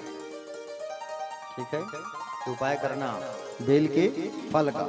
और हाँ, बेल का जो फल होता है उसे बिना नहाए मत तोड़ना, नहीं तो पाप लगेगा। चप्पल पहन करके मत तोड़ना बेल के पत्तों को। ठीक है, सोमवार के दिन नहीं तोड़ना चाहिए बेल के पत्तों को। ठीक, अमावस्या के दिन मत तोड़ना। ठीक, पूर्णिमा के दिन मत तोड़ना। पत्त को हम कैसे चढ़ाएं? तो बिल्व के पत्र के लिए मान्यता है कि आप उसे पहले से तोड़ करके रख सकते हो और उसी तोड़े हुए को आप दूसरे दिन चढ़ा सकते हो। कभी भी बेल का पत्ता चढ़ाते हो, फूल चढ़ाते हो भगवान में, कभी भी धो के मत चढ़ाना। ठीक है, क्योंकि वो प्रकृति देवी होती है। देवी हमेशा शुद्ध होती है, अशुद्ध नहीं होती। ठीक है ना। बेल का पत्ता कहीं गिरा हुआ मिला है, तुरंत उठा लिया करो। फूल कहीं गिरा है, पैर से कभी मत खूंदना, क्योंकि लक्ष्मी का वास होता है वनस्पति में। गेंदे का जो फूल होता है उसमें भी लक्ष्मी का वास होता है, इसलिए पैरों से कभी मत खूंदना। नहा लिए हो अगर आप, है ना, अगर आप स्नान कर लिए हो तो स्नान करने के बाद अगर बालों में तेल लगा लिए हो, फिर भी आप बेल के पत्ते को नहीं तोड़ सकते। बिना शरीर में तेल लगाए ही तोड़ना। तेल लगाने के बाद बेल के पत्ते को नहीं तोड़ा जाता। ठीक है मेरी प्यारी माताओं, सुन रहे हो ना। बेल व पत्ता जब भी तोड़ो तो बोलना क्या चाहिए? बेल का पत्ता अगर आप तोड़ रहे हो तो आपको एक मंत्र बता रहा हूं, उस मंत्र को बोल करके ही आप तोड़ना। ठीक है, क्योंकि हमारे श्री सूक्त में भी वर्णन आता है इसका। ठीक है, श्री सूक्त में जो माँ भगवती की स्तुति है उसमें एक वर्णन आता है, वनस्पति स्थौ वृक्षोत बिल्वा। ठीक है, तो इसको भी तोड़ने का एक मंत्र है। वो मंत्र क्या है? आप जब भी बेल का पत्ता तोड़ो, एकदम सरल मंत्र है, बता रहा हूं, ध्यान से सुनना। पहला, श्री फलाय नमः बोलो तो याद हो जाएगा। चलो, श्री, आगे मत बढ़ो आप, मैं जो बोल रहा हूं वो आपको उच्चारण करना है। ठीक है, बोलो श्री फलाय नमः, श्री द्रुमाय नमः। ठीक है, श्री फलाय नमः, श्री द्रुमाय नमः, ये बोलना है, तभी बेल के पत्तों को आपको तोड़ना है। और बेल के पत्तों को जब भी तोड़ो, जब नहीं टूटे तो नख गड़ा देते हैं, ऐसा मत करना। नाखून से बेल के पत्तों को नहीं तोड़ा जाता, ना ही तुलसी के पत्तों को नाखून से तोड़ा जाता है, इतना याद रखना। ठीक है, हाँ। तो बेल का पत्ता कैसे तोड़ना है पता चल गया ना। नहा लो लेकिन तेल मत लगाओ शरीर में, शुद्ध वस्त्र पहनो, बिना चप्पल पहने, चप्पल को निकाल देना, और सुंदर बेल के पत्तों को तोड़ करके आप भगवान शंकर पे चढ़ाओ। अगर आपको बेल पत्ता नहीं मिल रहा है, कई बार ऐसा होता है शिवरात्रि सोमवार को बेल पत्ता हमको नहीं मिल पाता, कोई दिक्कत नहीं, मंदिर जाओ, चढ़ा हुआ जो बेल पत्ता है उसको सुंदर उतार लो, आप हाथों से पोंछ लो, धोना नहीं है, पोंछ करके आप फिर से उस बेल पत्ते को चढ़ा सकते हो भगवान पे। ठीक है, बेल का पत्ता, दुर्वा और तुलसी का पत्र, इसे आप दोबारा चढ़ा सकते हो। तुलसी का पत्ता अगर सूख भी गया है वो भी भगवान नारायण में चढ़ता है। दूबी जो होता है उसे आप सालों रख लो, अगर वो सूख गया है फिर भी भगवान को वो स्वीकार होता है। दूबी, तुलसी और बेल का पत्ता। बिल्व का वृक्ष अगर आपके घर पर है, अगर किसी की संतान नहीं हो रही है तो आप त्रयोदशी तिथि में अगर सोमवार पड़ गया उसमें तो और अति उत्तम, और कृष्ण पक्ष पड़ गया तो और अति उत्तम, मासिक शिवरात्रि पड़ गया तो और सोने में सुहागा। उस दिन क्या करो, आप किसी ब्राह्मण को बुलाओ, आप जिनका संतान ना हो रहा हो वो, और ऐसे ब्राह्मण को बुलाओ जिनका छोटा बच्चा हो, उनको बुलाओ, और बेल के पेड़ के नीचे आप बैठ करके खीर बनाओ। क्या बनाना है? खीर। और खीर बनाने के बाद आप जो है ब्राह्मण दंपत्ति को बुलाओ, बच्चे सहित सुंदर बुलाओ, आसन दो, और आसन देने के बाद सुंदर आप जो है उनका पूजन करो, ब्राह्मण देवता का तिलक करो, आरती करो, दक्षिणा दो, और उसके बाद एक कटोरी खीर जब पक जाए तो खीर को उठा करके बेल के पेड़ में भोग लगा दो। ठीक है, ब्राह्मण और उनकी पत्नी को वहां बैठा करके खीर परोस करके खिलाओ। छोटा बच्चा जो रहेगा ब्राह्मण देवता का, उस ब्राह्मण देवता के बच्चे को अपनी गोद में बिठाओ, और गोद में बिठा करके जो बेल के पेड़ में आप खीर का भोग लगाए हो उसे उठा करके उस बच्चे को अपने हाथ से खिलाओ। अपने हाथ से खिलाने के बाद एक कौर भी अगर वो खीर छोड़ता है बच्चा, उसी खीर को आप उसी बेल के पेड़ के नीचे बैठ करके खा लो। जब वहां आप खा लोगे तो 3 महीने के भीतर आपका गर्भ ठहर जाएगा और आपको सुंदर संतान की प्राप्ति हो जाएगी। ये बिल्कुल प्रैक्टिकल करना आप लोग, क्योंकि इस उपाय को बहुत सारे लोग किए हैं तो सबको संतति की संतान की प्राप्ति हुई है। प्यारे भक्तगण, बिल्व पेड़ की जो महिमा है खूब अपार है। बेल पेड़ के नीचे अगर आपके घर में अगर कोई रोगी व्यक्ति है, आए दिन तबीयत खराब होता है, बिस्तर में सोया है, ट्रीटमेंट करा रहे हो, रिपोर्ट नॉर्मल है, कुछ मत करो, आप कुछ भी मत करो। जो रोगी व्यक्ति है उसको ही आप कहो कि आप रोज शाम को सायं काल के समय बेल के पेड़ के नीचे सरसों का तेल का दिया, ठीक है, लेकिन दिया आटे का होना चाहिए, मिट्टी का नहीं। आटे का दिया बना लो और उस पर लंबा बत्ती डालो और सरसों का तेल थोड़ा सा डालो। जिसको जो रोगी है, जिसको बहुत समस्या है, वो स्वयं जा करके बेल के पेड़ के नीचे अगर सरसों के तेल का दिया अगर रोज जलाए रोज, तो उनका शारीरिक कष्ट धीरे धीरे धीरे धीरे दूर हो जाता है। ठीक है प्यारे भक्तगण, ये उपाय जरूर करना आप लोग, जो बता रहा हूं उसको भूलना मत। बेल पेड़ के नीचे अगर आप भोजन करा रहे हो किसी भी ब्राह्मण देवता को, तो दशांग युक्त भोजन कराना। ठीक है, दशांग युक्त भोजन किसको कहते हैं बता रहा हूं, ध्यान से सुनना। दशांग युक्त भोजन का अपना एक अलग महत्व होता है प्यारे, और दशांग युक्त भोजन जो है तो ब्राह्मणों को कराना चाहिए। ध्यान से सुनना, दशांग युक्त भोजन किसको कहते हैं? इसको करने से, करवाने से अभिष्ट फल की प्राप्ति होती है। ठीक है, देखो अगर विद्या की कामना है तो ब्राह्मण के बालकों को बुलाओ, जिस बच्चे का बुद्धि कम है उसी बालक को कहो कि ब्राह्मण देवता के बच्चे को ला करके अपने हाथ से भोजन कराए दशांग युक्त। ठीक है, पुत्र की कामना है तो युवक जिनका शादी नहीं हुआ है उस ब्राह्मण देवता को बुलाओ और उनको दशांग युक्त भोजन कराओ। ज्ञान की कामना है तो वृद्ध ब्राह्मण को दशांग युक्त भोजन कराओ। बुद्धि की कामना है तो 5 से 8 वर्ष की बालिकाओं को दशांग युक्त भोजन कराओ। सुख भोग की कामना है तो 10 ब्राह्मण युवतियों, मतलब जिनका विवाह हो गया है, सुहागन माताओं को आप जो है भोजन कराओ दशांग युक्त। आत्मज्ञान की इच्छा हो तो वृद्ध ब्राह्मण की पत्नियों को, जो वृद्ध हो चुके हैं, उनको आप भोजन कराओ दशांग युक्त। लेकिन ये दशांग युक्त है क्या, इसको जानना बहुत जरूरी है। ध्यान से सुनना, अगर आपके घर में कभी ब्राह्मण देवता आए है ना, तो आप उनका सम्मान कैसे करो, दशांग युक्त भोजन कैसे करो। ठीक, मान लो जाए कभी बंटी भैया आ गए या बड़े भैया आ गए या मैं ही आ गया है ना, तो दशांग युक्त भोजन क्या होता है बता रहा हूं, ध्यान से सुनना। देखो सबसे पहले 10 स्टेप होता है, 10 अंग होता है। सबसे पहले सम्मान पूर्वक बुलाना, ठीक है, ये पहला स्टेप हुआ। दूसरा, जब वो आए तो उनके ललाट पर चंदन लगाना।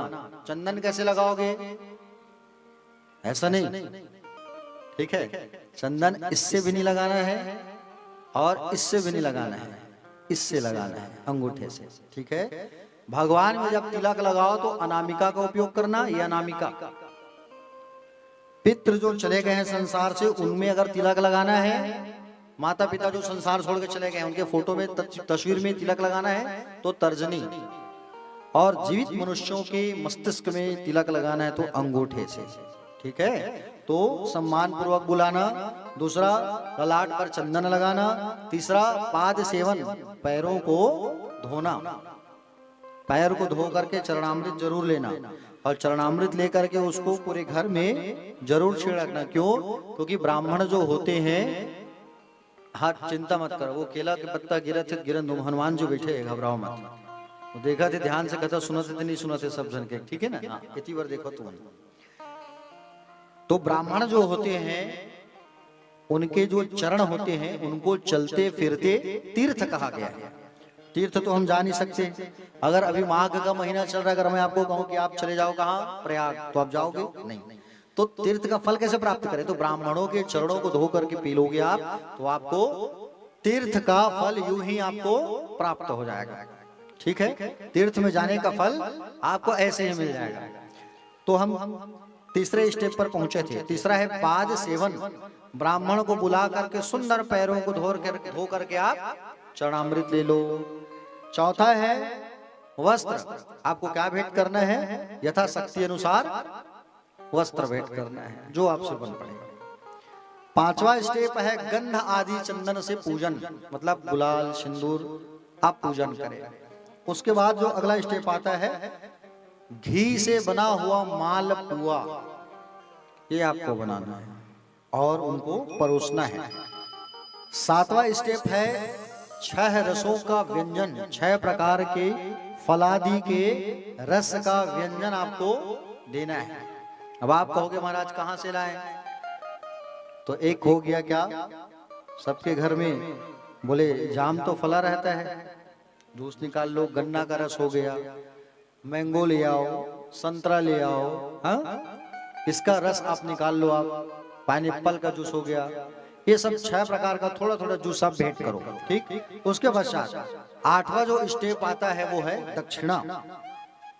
ठीक है, दक्षिणा देना है आपको यथाशक्ति अनुसार, और तांबुल आपको खिलाना है। 9वां जो स्टेप है वो है प्रणाम। आपको प्रणाम करना है।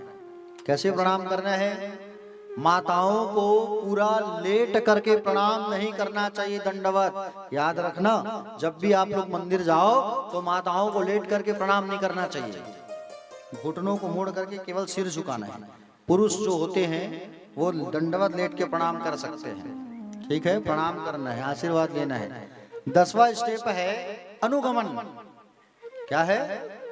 अनुगमन मतलब हाथ जोड़ करके कहना है ब्राह्मण देवता, जो हमसे गलती हुई है क्षमा करना, और हमारे घर पर फिर से आपका आगमन हो, इसे कहते हैं अनुगमन।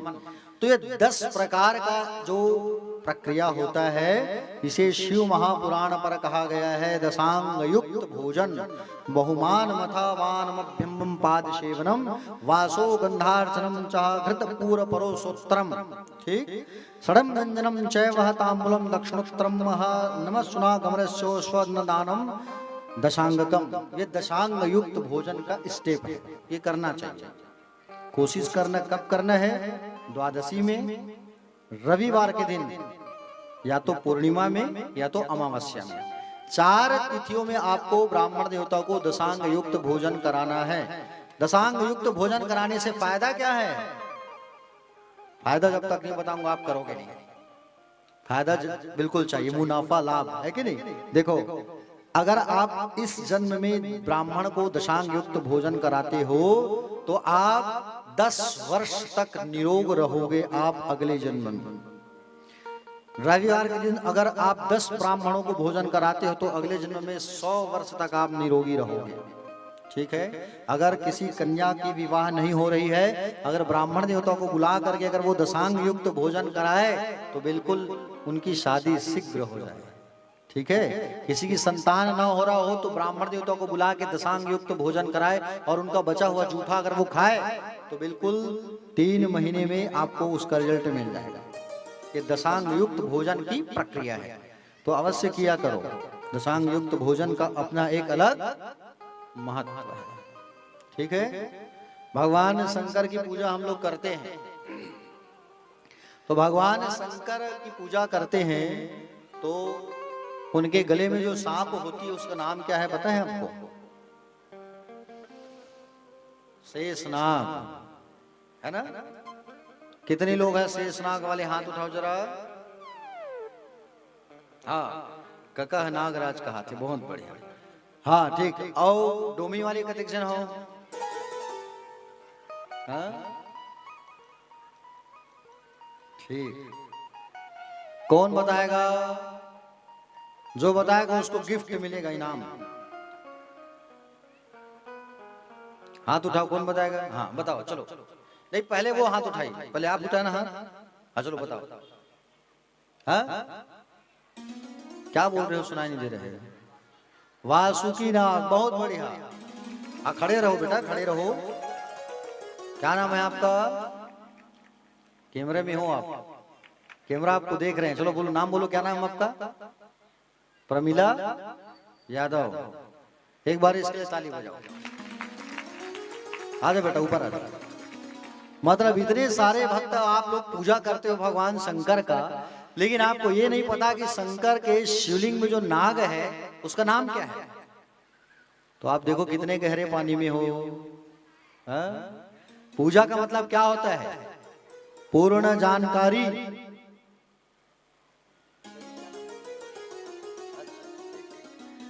उमेश यादव जी की बिटिया है, ठीक ठीक।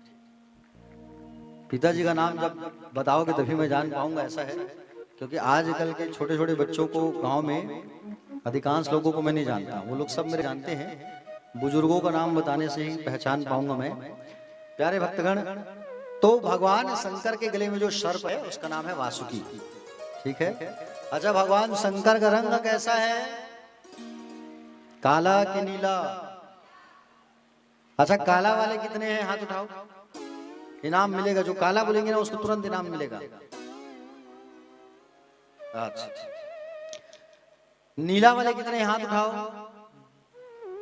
1 2 3 4 5 6 7 8 9 10 11 12 13 14, पूरा इनाम खत्म हो जाएगी।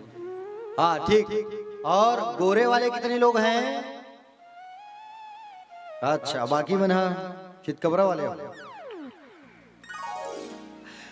अरे बाकी लोगों को तो भी बताना चाहिए। चलो, भगवान शंकर का रंग जो है गोरा है, ये मैं कह रहा हूं। कितने लोग हाथ उठाओगे? चलो, मेरा समर्थन कितने लोग करोगे?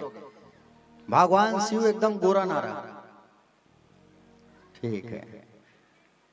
प्यारे भक्तगण, भगवान शंकर का जो रंग है वो है श्वेत, सफेद। भगवान शंकर ना ही काला है और ना ही नीला है। इसलिए तो आप कहते हो आरती के समय, कर्पूर गौरम करुणावतारम संसार सारम, बोलो, भुजगेंद्रहारम।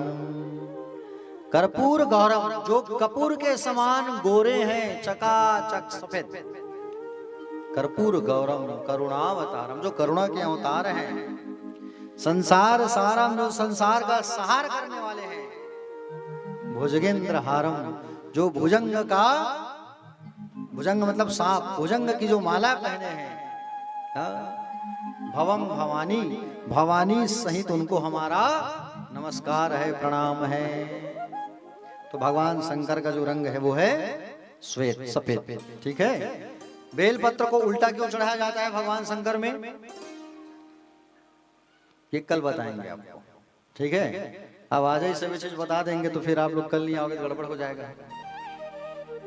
तो कल जो है हम आपको नारद मोह की कथा रसपान कराएंगे, धनपति कुबेर की लीला, संध्या चरित्र आदि आदि कथा, मीठी मीठी कथा आपके बीच लेके आएंगे।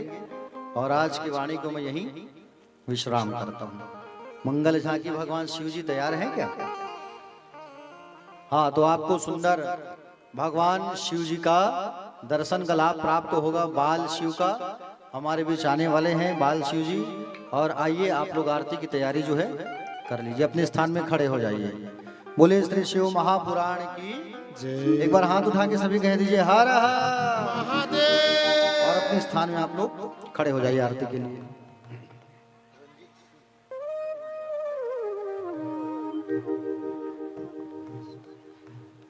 श्री रंजित सिंह जी टाटीवन से व्यास मंच पर आएंगे। पूज्य व्यास जी का अभिवादन करते हुए व्यास जी से आशीर्वाद प्राप्त करें। रंजित सिंह जहाँ कहीं भी हो व्यास मंच पर आएंगे।